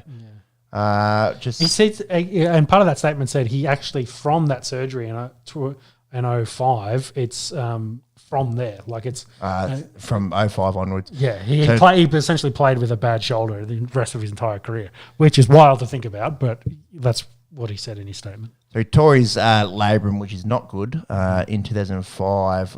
Additional rotator cuff damage since then. Essentially, he said for the back 15 years of his NFL career that continued to hamper him. Yep. Which is interesting because he did an ACL as well. Yeah, and you could definitely see towards the end of his career, like he lost the deep ball. He wasn't throwing many deep balls. He's still an elite quarterback, slinging around everywhere else. But yeah, you see that and why he kind of retired when he did because he couldn't really get going around.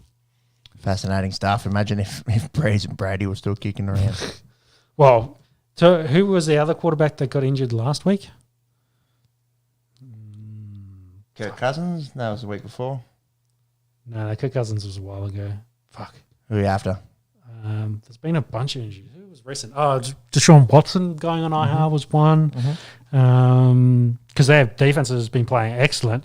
Who's going to get Tom Brady out of retirement to come back and potentially win a championship?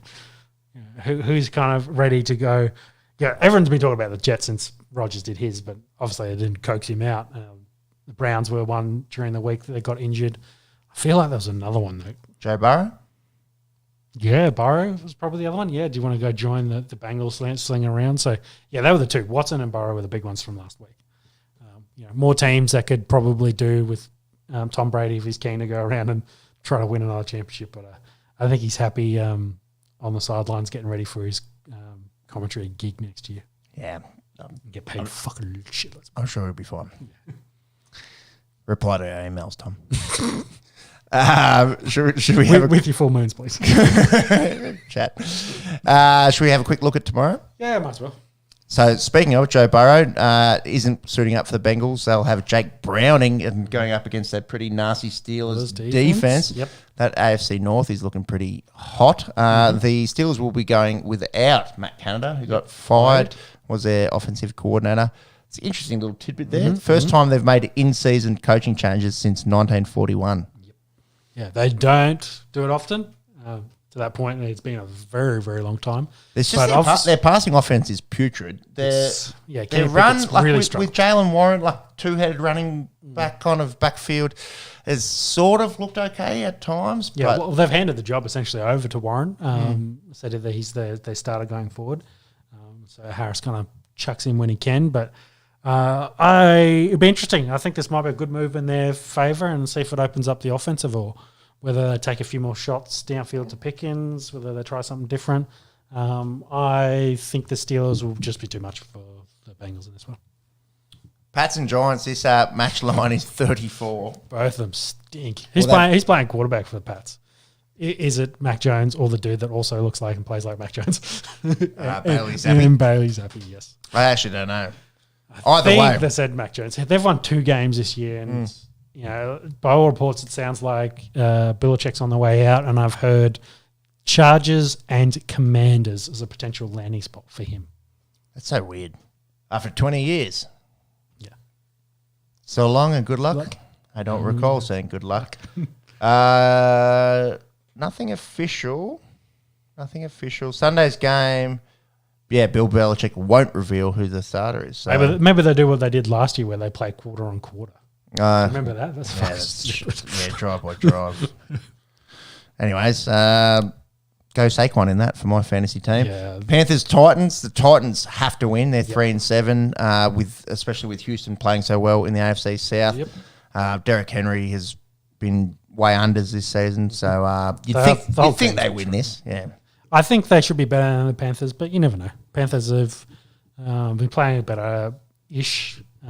Bryce Young's kind of starting to find his feet, but I think they're still a long way away. He's no CJ Stroud. Yes. Who would have thought the Jags and the Texans is a fucking fun matchup? The 7-3 Jags take on the 6-4 Texans. Both teams looking at playoff spots at the moment. And kind of the opposite of Pats and Giants. In this one could be a high-scoring one. Yeah, it'd be quite interesting. Outside of last week, the Jags offense hadn't really lived up to its hype so far through the season. Trevor Lawrence is kind of middle of the pack for quarterbacks. He was good last week. Yeah, hasn't really been lining up, but kind of really turned it on last week. See if they can roll into the Texans, who on the other side have switched from a heavy running team last year to a deep vertical passing team, and see if they can continue that. And I like what they've been doing. So I think the last 3 weeks, Stroud's thrown for like 1,200 yards.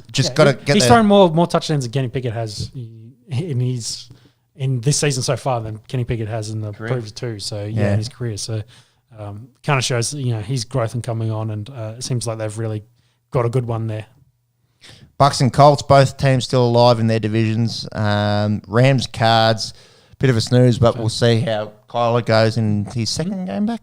Yep, third game back. Third game back. Browns and Broncos. You'll be watching this one pretty interestingly. Yes. Broncos back to 500 on a 4-game winning streak, the longest winning streak in the NFL at the moment. They can make the playoffs too. Yes, they can. They're second in the West, and they're in that hunt. And I think it's going to be a pretty low scoring on this one. I'd probably bet unders.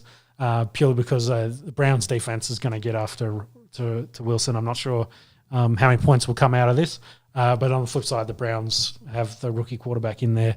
And Denver's defense has got 12 takeaways in the last 3 games. So I think it'll be a low-scoring defensive battle, this one. Crazy how good they've been since they got healthy. Yeah.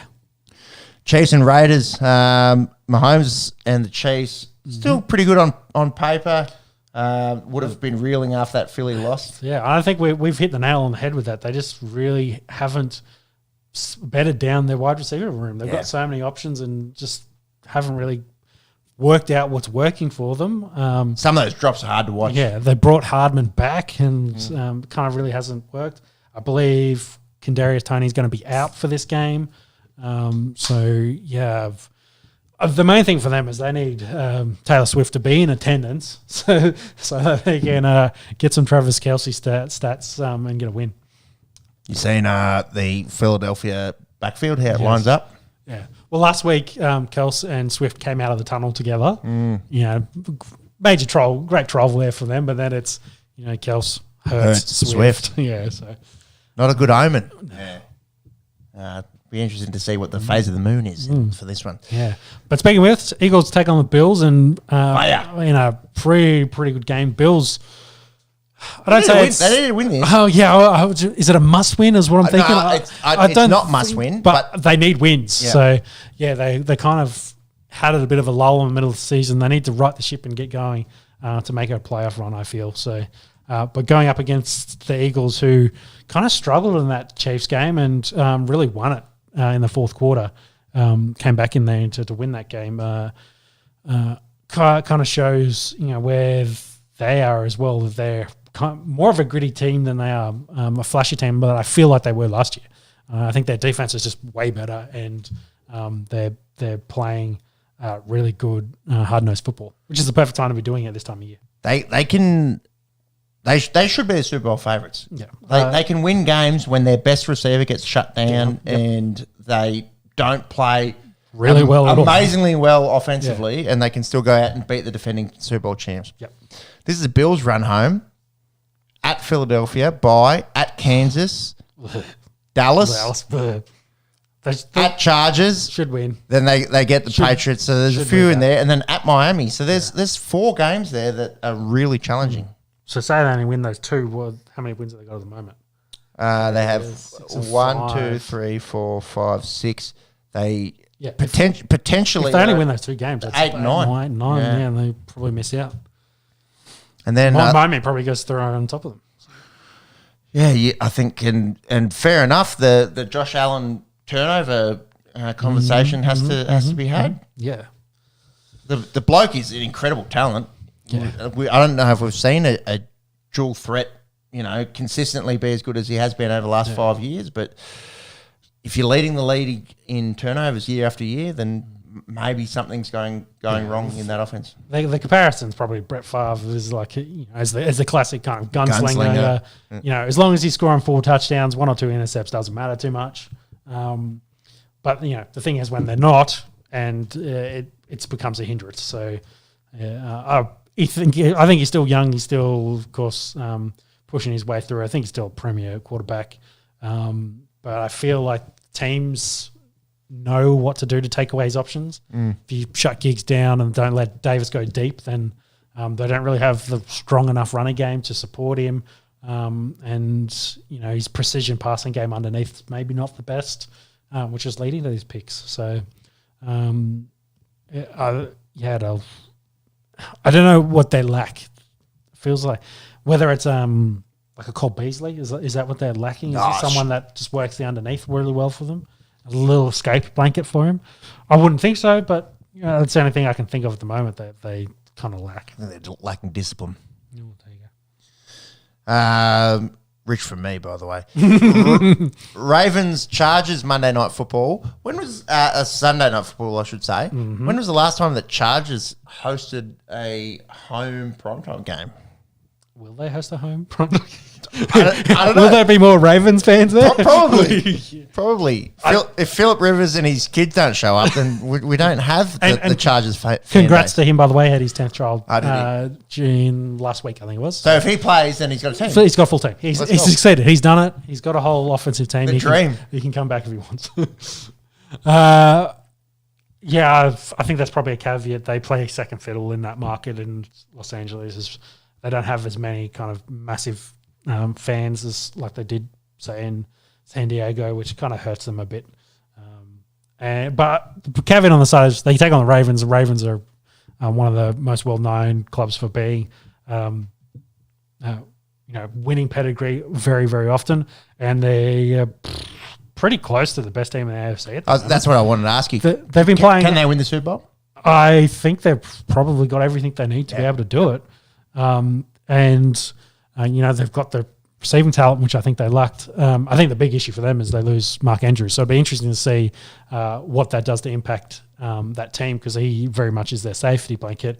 And OBJ's picked up some of that slack so far, but whether they can go long-term when you start playing the really, really good teams. But when they've been playing the really good teams, they've just fucked the shit out of them, essentially. Don't let them score points and put 30 on them. So I think the Ravens can go all the way, especially in the AFC. I think they've don't have too many challenges there outside of maybe the Chiefs.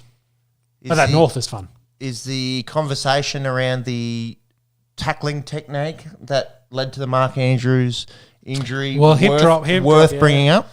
Well, all the reports are saying they're going to look at it in the offseason and try to ban it. And I think it's going to be really fucking hard. Yeah, that's my opinion personally. Because go back to NRL.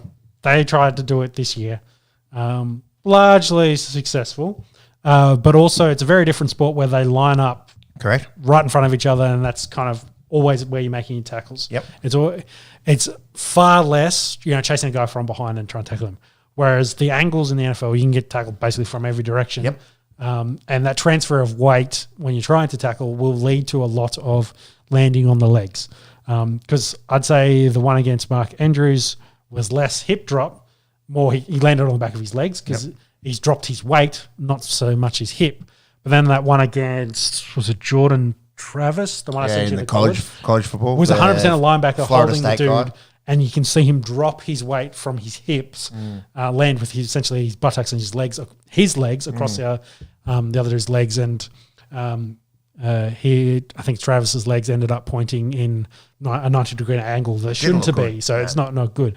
So that's the thing that I want to try and stamp out, I think, more. But I think it's going to be really, really hard, especially considering how hard the league's been struggling with officiating lately, and the amount of fines they'll be giving out for, say, lowering the helmet at the moment it's a lot of players also want the safety, but then also they want to play ball, and they're not sure, especially some of the vets been around for a while, what that looks like.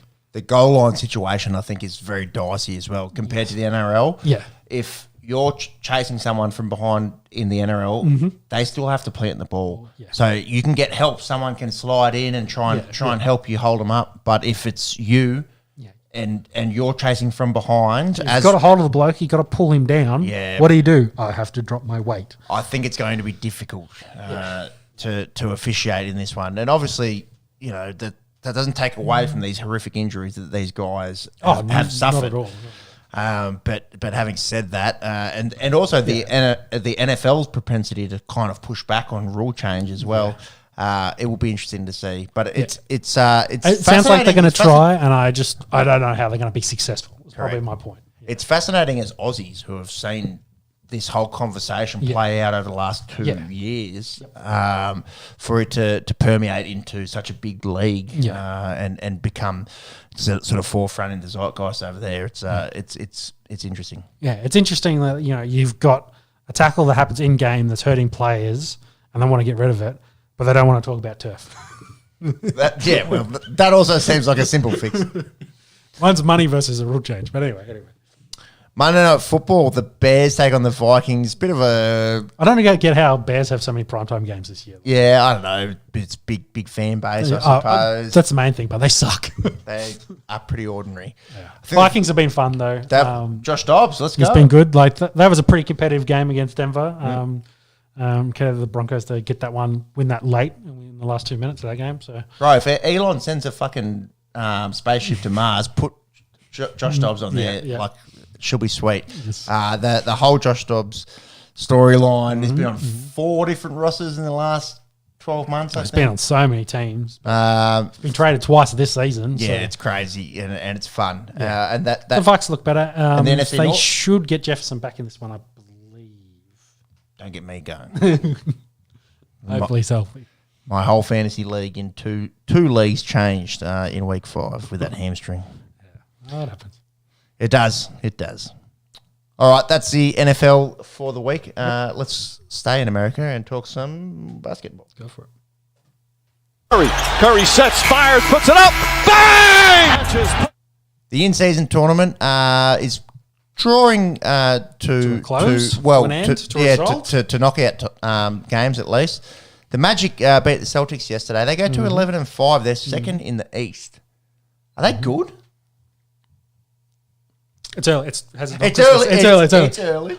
Come back to me after Christmas, bro. Okay, we can't talk about it until after Christmas. Yeah. I think that's the caveat. I'll say yes. Yeah, I think they've been looking good so far. You got the number 1 draft pick out there, Paulo Banchero from last year, going nuts. The Wagner brothers after being crowned world champs with Germany. They're looking pretty good.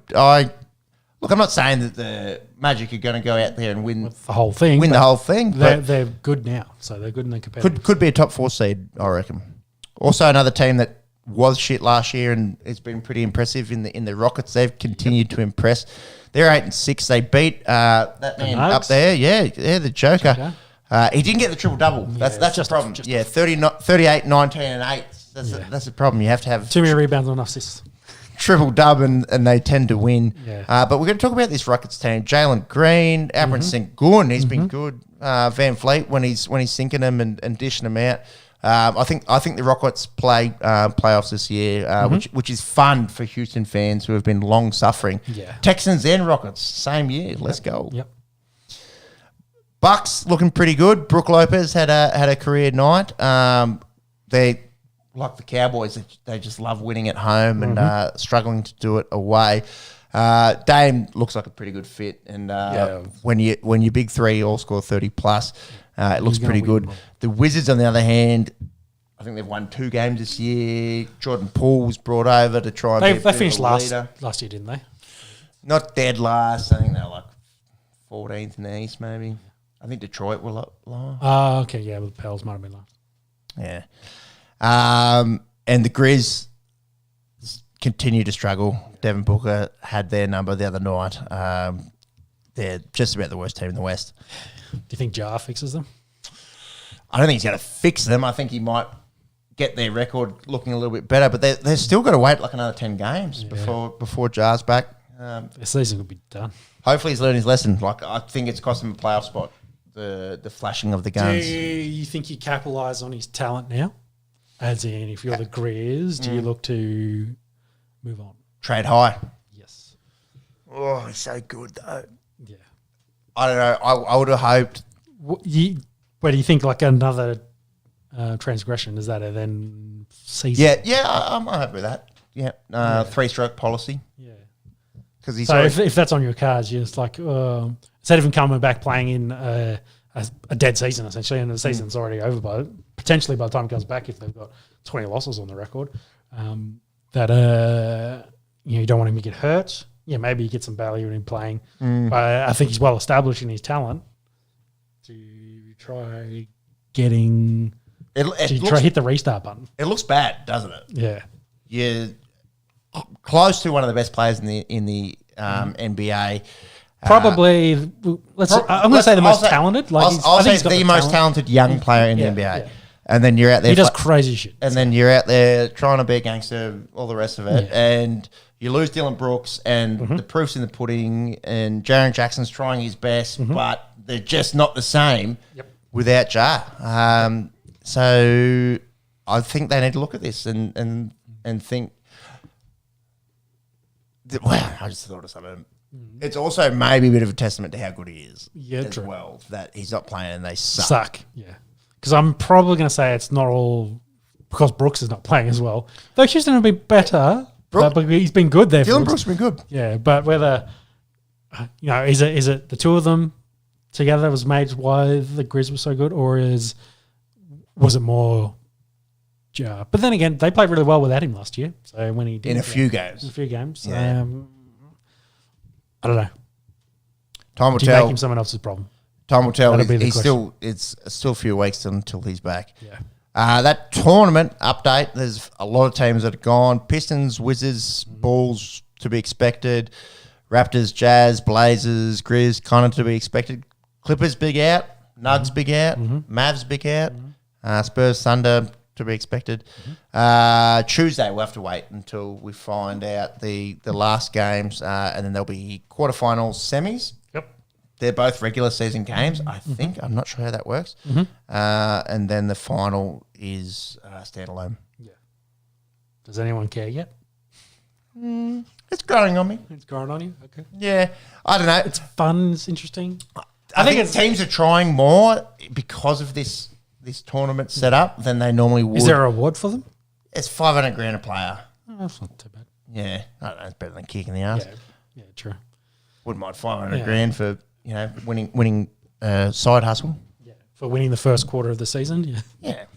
I think we talked about it. It's to me, it's kind of a jazz up. Throw some makeup on it and try to make it sell it more so you can compete with prime football season. Yeah. College is just about to finish off, so it's kind of Wolverines. Hell. Yeah. Well, they're about to go into their championship phase, so you're competing with all the eyeballs on the football codes at the moment. So I think it makes sense that they do something because most will go. Probably after, like we were just saying, after Christmas, they'll come back and get interested and see who's won 20 games and be like, okay, these guys look like they're going to make a run this year. Draymond got a 5-game suspension. For the rear naked. Yeah. Choke that was. Not bad. It's a big choke on Rudy Gobert. It's hard to get up on a big bloke like that as well. Steph didn't actually end up missing that much time. I think last pod we thought it kind of might have been a bit nasty than it was, but they've been so-so. Yeah, and he missed like 1 or 2 games, I think. They're 10th in the West, 6-game losing streak. I think that's been broken. I think they won yesterday. Still, the other thing is the Warriors tend to do this. They did it last year. Yeah, if any team can win from a 3rd seed or a 6th seed, it's the fucking Warriors. They've got the talent, so for sure. What about Pop getting on the mic and telling the home fans to stop booing Kawhi? Kawhi, 2014 Finals MVP. And he was traded in 2017, I think. Went to the Raptors, won the thing with them. And then he's been at the Clippers since. Yeah. I think it was interesting, because he was saying, we don't do that here. We don't boo former players. Has been 6 fucking years, maybe forget about it. But then they booed harder after that when he took his next free throw. So, it's hard to tame the crowd. You know? Yeah, the crowd does what it wants to do. yeah, and they're generally going to do the opposite when you tell them to stop. Yeah, So, exactly. It's like a crowd of toddlers. yeah. But, you know. No. True. But it went viral, and you know maybe the hardcore Spurs fans will get that, and then when they get to the games of the future, maybe it'll start the healing. But it's been a while. They're not used to being shit as well. Well, that's the thing. I was like, have they only been bad since he's been gone, or have they just been slowly going downhill after he left? Yeah. It's not like he's the reason that the Spurs are bad now. But they also got a bunch of stuff in return, so it's not like they, again, couldn't have rebuilt. But going back to what we were just talking about with the Grizz, you know, that's always a risky trade where you've top talent and you hit the reset button and aren't successful.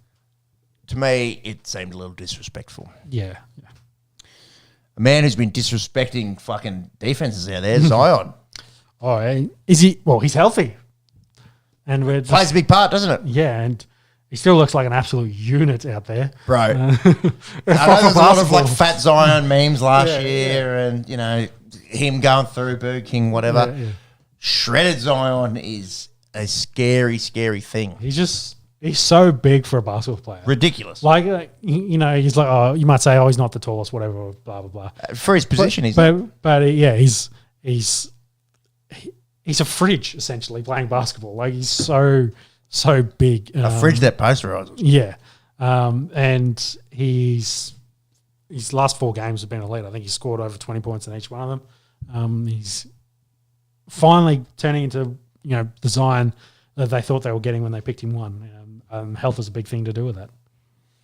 I think he's back. I think the Pels definitely play playoffs, and he's looking pretty good. Mm-hmm. He's not putting up huge numbers just yet. He's averaging 23, 6 and 4. His shooting percentage is the best it's ever been. He's about 55 from the field. So I'm liking this sign. I'm liking these Pels. But he looks deadly. I think it's the main thing. Yeah. You see him driving in the hoop in the paint. I don't. He just like you like. I don't think a scary a scarier opponent in the paint than Zion at the moment. Chris Paul got ejected by Scott Foster. Now, these guys have got some beef that's been ongoing. For about 10 plus years. Yeah, Paul took to socials saying something was said about his son. Yeah. We don't know. It's all pure speculation, I suppose. We can probably just say they're not on each other's Christmas card list. Yeah, and a lot of people were saying that they, you know, probably should stop putting Foster on games that Chris Paul plays on, but you know, they've got a limited set for referees that they need to get to games and things like that, and they can't play favourites, I guess. They got to do it occasionally. So they're going to have run-ins, but yeah, I believe if you go through and look at some of his ejections, a lot of them have Foster in the refereeing crew. So, yeah, not friends there. Can't have been too bad. Didn't cop any big suspensions. No. Did CP3. They were just being wordy, mouthing off each other, and you know, you'd be mouthy to a ref. What do you think he's going to do? He's going to sit you down. For sure. Probably the biggest story in the NBA this week. We won't touch on it too much. So many memes. A lot of memes, yes. But there's some pretty serious allegations that have come out about Josh Giddey during the week. I'm sure if you're an NBA fan, you know what we're talking about. We don't want to comment. You know, it's probably too early, but yeah, and also as Aussie basketball fans, you know, we're hoping that you know that they are just allegations, and you know, none of it comes to fruition. But we'll see how it all unfolds, and yeah, we'll watch this space, I suppose. Yeah, I agree. All right, let's go from one round ball to another. Let's talk a bit of football.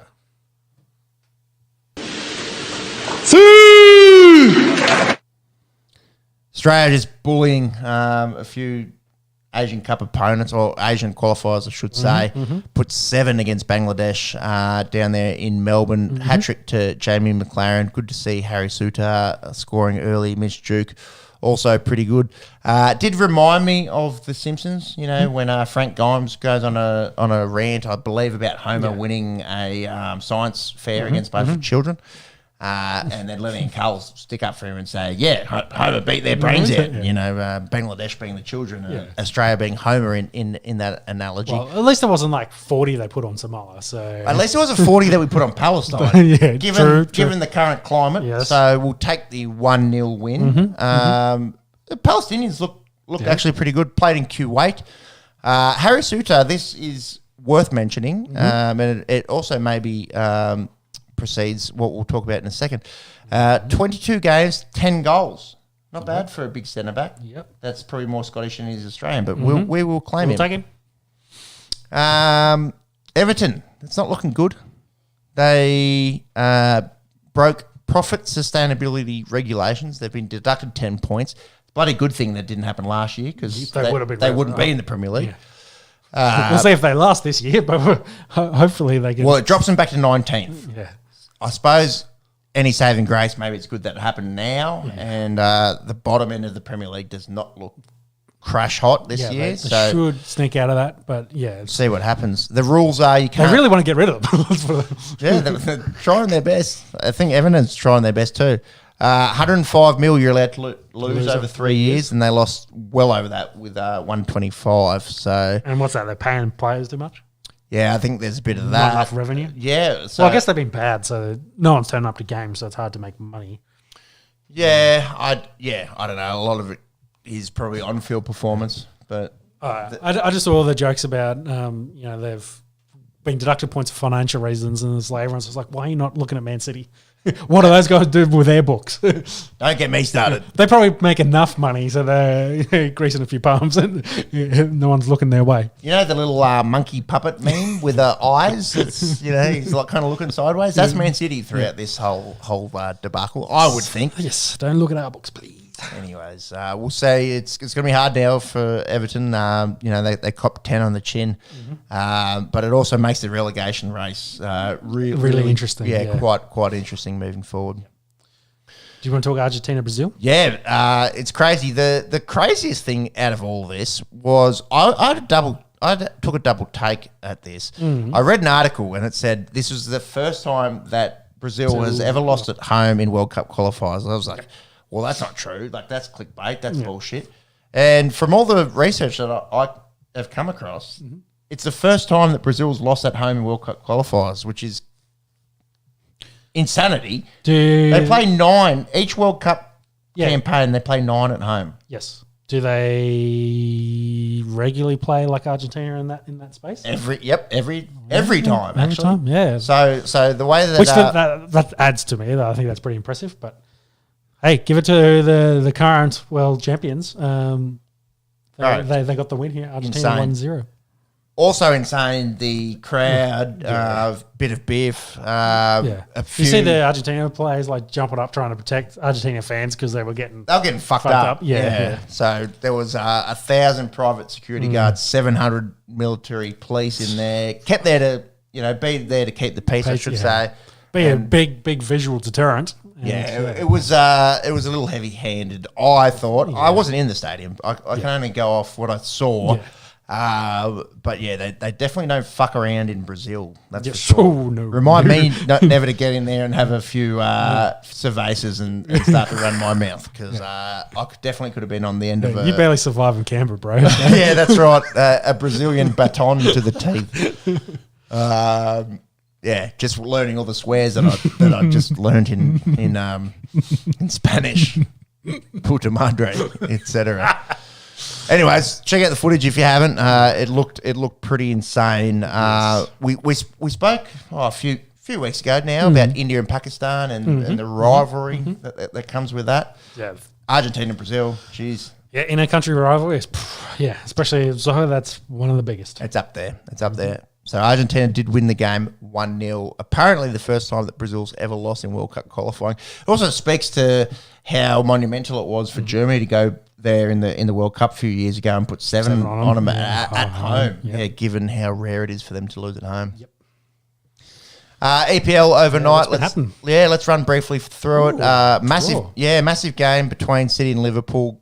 Kind of underwhelming result, but 1-1. It's actually good for the league, and we'll get to that in a minute in terms of the table.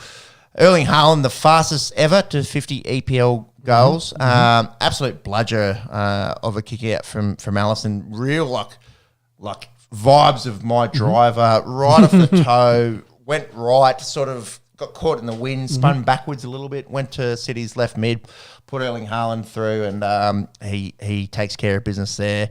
And then a bit of a stalemate until Trent Alexander-Arnold. I think his fourth goal for the season, not bad for an outside back, with the Mo Salah assist, which really paved the way for Arsenal to go to the top of the table. A few games before that, Newcastle are legit. Yep, They're very good.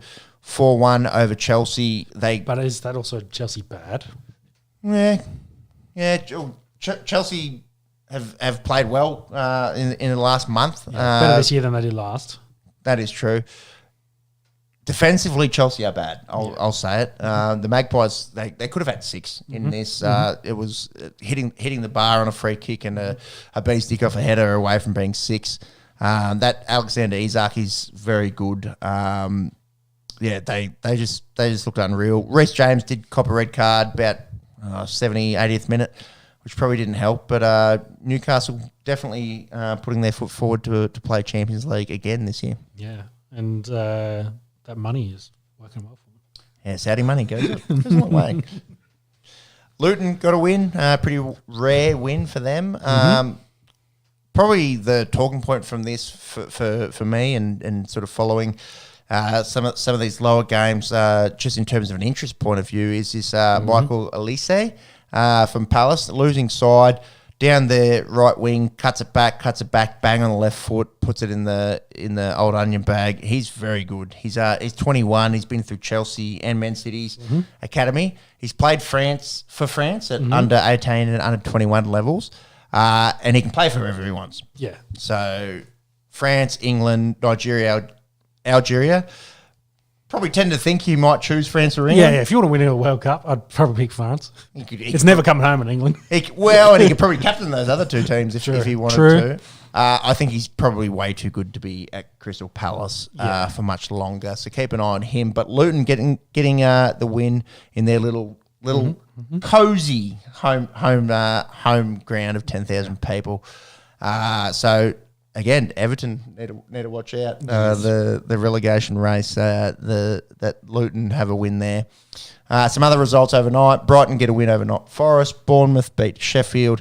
West Ham beat Burnley, and Arsenal go to the top of the table with a 1-0 win away at Brentford. 89th minute winner Kai Havertz, I think, finally gets on the board as a gunner. Pretty good ball from Saka to put it on his head. So with that City-Liverpool draw. Yep. 28 and 29. Yeah, they go to the top. So 13 games in, which is close to a third. Let's call it a third of the way through the season. So the Gunners sit on top, away from City and Liverpool, then a little drop down to Tottenham. Then Aston Villa. The Villains have been playing good football. Newcastle, Brighton, Man U, West Ham. Then a bit of a drop down to Chelsea. Did say that they've been playing pretty ordinary. They currently sit 10th. We'll jump through the middle of the table down to the bottom, which now becomes quite interesting. So Luton with that win, 4 points clear of Sheffield. Yep. Everton should have 14 points, around 4. Yeah. So but they are still 5 points behind Luton. So a little bit of work to do. Yeah, it's I don't know. Still attainable though. Yeah, it's not a death sentence for them, but it's made things very, very different. Yeah. They would be sitting 14th if it hadn't have happened. Do it to Man City. Take 20 off. Yeah, I don't think they'll ever open those books because it's too much money. Yeah, there might be a few bodies in bags if that was. This is an interesting rule now. Think about it, because take a team like Luton. Probably doesn't make that much money, but they get heaps for coming up. Yeah, but then but it's on losses, so they won't ever lose that amount. But they could run at like a 100 million loss because they've come up, but they won't over 3 years. Yeah, but they won't hit that. Yeah, if they stay for 3 years, but they won't hit that metric. Yeah. I just think it's interesting. I think it probably, look, and I'm just speaking out of my ass here. I've got no idea about, I don't know how to run a small business, let alone run Everton. I think it's really to try to disincentivize some of these big clubs to be bad for a long period of time, which is what Everton's done. Yeah, well, take like Newcastle, for example. You spend the money, don't think it's just a play toy, play with it for a couple of years and then be like, yeah, I'm done, I'll hold on to it. It's just, no, if you're going to be involved, you got to be invested and you got to spend the money. It's going to be interesting. A lot of our chat last year was, will Everton get relegated? And probably a lot of our EPL chat this year will be, will Everton get relegated? Do you know who they're owned by? Yeah, so their old owner, I think he was that Thai. No, that was a lesser guy. No, actually, I don't know. Farhad Moshiri. So was, I think, owned British by Iranian businessman based out of Monaco. Yeah. Oh, I think they bought a bunch in this Russian company and lost a bunch through that. That's probably why they're struggling financially. Because that all went down the shitter. Anyways, sports podcast, less so a business podcast. Certainly not a geopolitics podcast. So, so a lot of the extra backing, and when you think about how much they've lost in the last 3 years and how much money they've had disappeared, they're not getting extra backing that might be covering their differences. So a few dodgy deals from Russian billionaires, perhaps. Yeah. Okay, allegedly. All right, let's run it into a pretty brief final round. Not heaps in the UFC world to talk about. Outside of a really fun free card, which happens next week.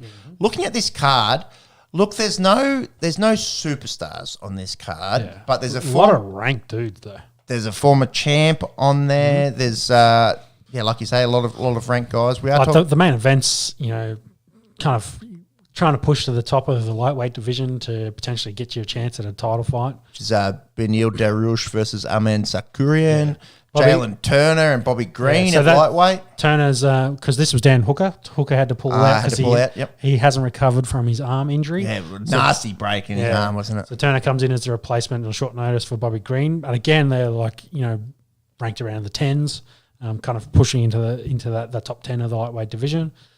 Bantamweight, fun. You got Feggy there as a former champion. Taking on Font. Got some top, kind of. It's actually interesting. Gaslam there in welterweight, continuing his run there. Takes on Sean Brady. And I'm not sure about the middleweights in this, but that's a fun card. That in itself for a free card, I think is fun. I feel if there was a big headliner. It is in Vegas, so that's one of the reasons why. Yeah. If there was a big headliner, that's pretty close to a PPV. Yeah. So work a title fight on that, and you're very, very close to it. So that's a bit of fun. That'll be Sunday morning our time. Anything else in the boxing world that's worth chatting about? You obviously shouted Nikita. Nothing coming Nikita's Zoo. Looks like Wilder's going to do a PFL fight. So there's a bit of chat about that. Does he take on Francis in the heavyweight division? The PFL just had their $1 million championship fights, so the winner of their tournaments essentially. They all the winners of that got $1 million. So there's 6 of them, and they all got their mil. But there's not a lot happening in the boxing world, and not till we get to Edwards, Colby Covington as the next real big pay per view. Yeah, still got a little bit to wait. I think that's 3 weeks away. So we'll preview that on our next pod. A quiet time. I don't think there's anything really happening. All the big boxing fights have already happened. Like a lot of those big name guys have had them, and they're kind of now preparing, I guess, for the next round. Hopefully we get the next round of big boxing fights. We spoke about Ngannou Fury last pod, didn't we? Yeah. Yep.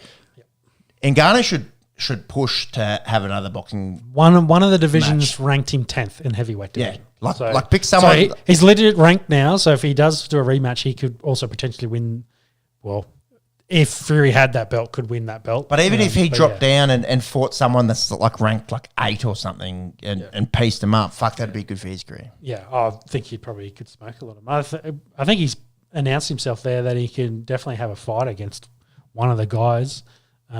It's actually, what's interesting, it is Wilder and Joshua just announced their fights. Have we got a date? But it's not against each other.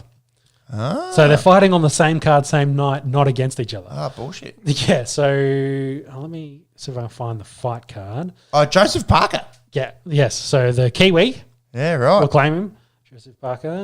Yeah, Russell Crowe kind of shit there. Maybe just go back to this. So yeah, he gets Joseph Parker, and Joshua is fighting on the same card against someone else. But this is going to tell me. Yeah, versus Otto Walling. So December 23. So that's probably the next real big one in Saudi Arabia. Sorry, they're going to have that big card with the two big heavyweights. It's just funny that they're on the same card, not fighting each other. And because I remember at the press conference asking Wilder about it, he was just like, I have no idea. He's just like, I'm more than happy to fight Joshua, and Joshua was kind of nonchalant, kind of saying like, hey, he didn't want none of that smoke, is what they're alluding to. So yeah, a bit interesting, and it looks like Fury versus Zurishek is going to be early next year, maybe February. From memory. Crazy that the Saudis are getting more of these big name boxing cards. Yeah. I think that's probably going to be a theme moving forward. Money. Yeah, it's definitely a sport they want to get involved in, and it's kind of, I guess, a sport that sort of works in that part of the world as well. An air-conditioned arena, enclosed arena. That doesn't require like grass or anything like that, or like a pitch, turf, yeah. ACLs. And but yeah, even still, having said that, fighting 10 rounds in that heat is still not the best. So, do you want to talk briefly about the race in Vegas? yeah, well, we can close off very quickly about F1. Bastian Vettel. Yeah. How'd the race actually? The race actually was really good, and the design of the course I thought was, maybe it's not the best for pure racing, but from a visual perspective, it's a very quick course. Like a lot of the corners are very high paced and very fast, so you carry a lot of speed throughout the entire course. So when you're watching it, the cars are definitely move around a lot. So I thought overall the race itself was pretty good, and I think it's a definite track they can use going forward. Besides, the couple of hiccups they had. The grid walk was as cringy as we thought it would be. I thought it was kind of fun. It's still fun, but Heaps of celebs. Yeah, heaps of celebs there. Not a lot of them know who Martin Brundle is or wanting to talk to him, but it was still, it was a fun event, and we kind of saw what it is. And I think next year, if they come back and do it, the timing, maybe bring it forward an hour, do a 9 o'clock race. It's still early, like I think it's still 6 or 7 o'clock in the morning. For the UK viewers, but even now I think it's just more beneficial to the locals, and you can build your weekend around it. Now having everything after midnight, I think, kind of ruined it, and the race kind of finishing after midnight, again, local time, kind of ruins the atmosphere for people attending. But overall, I think the race was excellent. Lando had a really big crash, but it was all good. And the Leclerc dive at the end to steal second place from Checo Perez was one of the better moves seen this year. So it was very impressive. And then the last race, Abu Dhabi, is tonight. That starts in about 30 minutes. Max on pole, shock. Big thing for us. Oscar will start third. Piastri for the Australian viewers. So that'll be pretty fun. Ricciardo starting way down. Everything's basically sewn up besides second place in the constructors. It's 4 points between Ferrari and Mercedes. And with Ferrari, Leclerc's ahead, and then Russell and Hamilton are ahead of Sainz. It'll be pretty fun, but everything else is kind of really decided at this point. Maybe fourth place is a bit of a battle there. But outside of that, that's about racing. The only other interesting thing is Albon out-qualified Logan Sargent every race this year, which is the first time it's happened since Max Verstappen did it to Albon in 2020. So, returning serve there a little bit. And that's F1. Last race, all done, dominated by Max Verstappen. You've been an F1 aficionado for a lot longer than I have. Is this the most one-sided season that you can remember? No, there's a few Mercedes seasons where Hamilton was just that good as well. And, the same sort of conversations we're having about parity and, is it good for the sport? And Red Bull, to their credit, have come roaring back, and Mercedes kind of struggled with the new ground effects designs of the cars. So Red Bull's the ones that have done the best, and it's up to the others to catch up. And there's been moments, like Leclerc, I think, has had 6 poles this year, so he's had potential to win races. It's just Max and that Red Bull have just been in a class of their own. So will it change much next year? Hard to say. Probably. I think it'll be more of the same. I don't want to wait until 2026 when all the new regs comes into the change, because they might be too long for the sport. But I think I'm hoping it'll be a little bit more competitive next year. All the rumours during the week about Hamilton and he said, she said about who asked who about when they had, the report was Hamilton asked Red Bull if they had a seat available for him, essentially. And he's saying that, they approached him and they say, no, we talked to your father about it, and kind of going back and forth. But I think Hamilton's kind of getting towards the back end of his career. He wants to compete. He wants to compete with Max, and if he can get in that Checo car and compete with him in like machinery, that'd be quite interesting. But I just don't see it happening in the near future. I don't think it's hurt the bottom line of the sport. That's for sure. No. I think they've still done really, really well. Yes, they probably wanted to be more competitive, but I guess it's probably more on the other teams. They all have the same sort of budget now that they can at least put the cars together. And Hamilton and Alonso are still you've still got the 20 best drivers in the world. They are comparable. It's just Max and his machine have just been better. Finish it off, baby. Minwoo Lee wins the Australian PGA Championship up there at Royal Queensland Golf Club. It was up there about this time last year, the 17th. If you haven't been to an Australian golf event, I'd highly recommend it. It's a lot of fun. And the rugby boss, I think, stood down. Yes. Yeah, so it's confirmed stood down. Yeah, I think he's quitting. So there was a letter that went round from all the different rugby state rugby unions for him to I saw something from the 18th. He's been given a new deadline. Okay, so Hamish McLennan, a bunch of the state rugby unions. Former boss. So I think he's. He's gone. So interesting. Obviously on this podcast we're a bit more league focused, but have been keeping an eye on the shit show that has been the ARU for quite some time. Yeah, I love the Joseph Sawali claim they've made that paying him $5 million, they've got $50 million back in revenue he's generated for interest in rugby. Considering he hasn't played a single minute for them yet, I think it's a bold claim, but I think it's more like stop looking at our books. We're good. We're not a failing league that's going to collapse in the next year or two. Bro, this is so much cap. It's 100% cap. There's no way he's generated $50 million.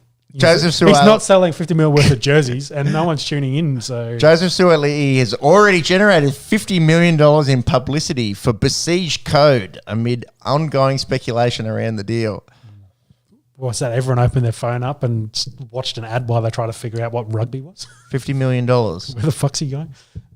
It's massive cap. In other news, Pepsi has a small nose and Sean is really good at saying people's names. Yes. That'll wrap up this podcast. Thank you so much to those that have tuned in, whether it's been live or during your week.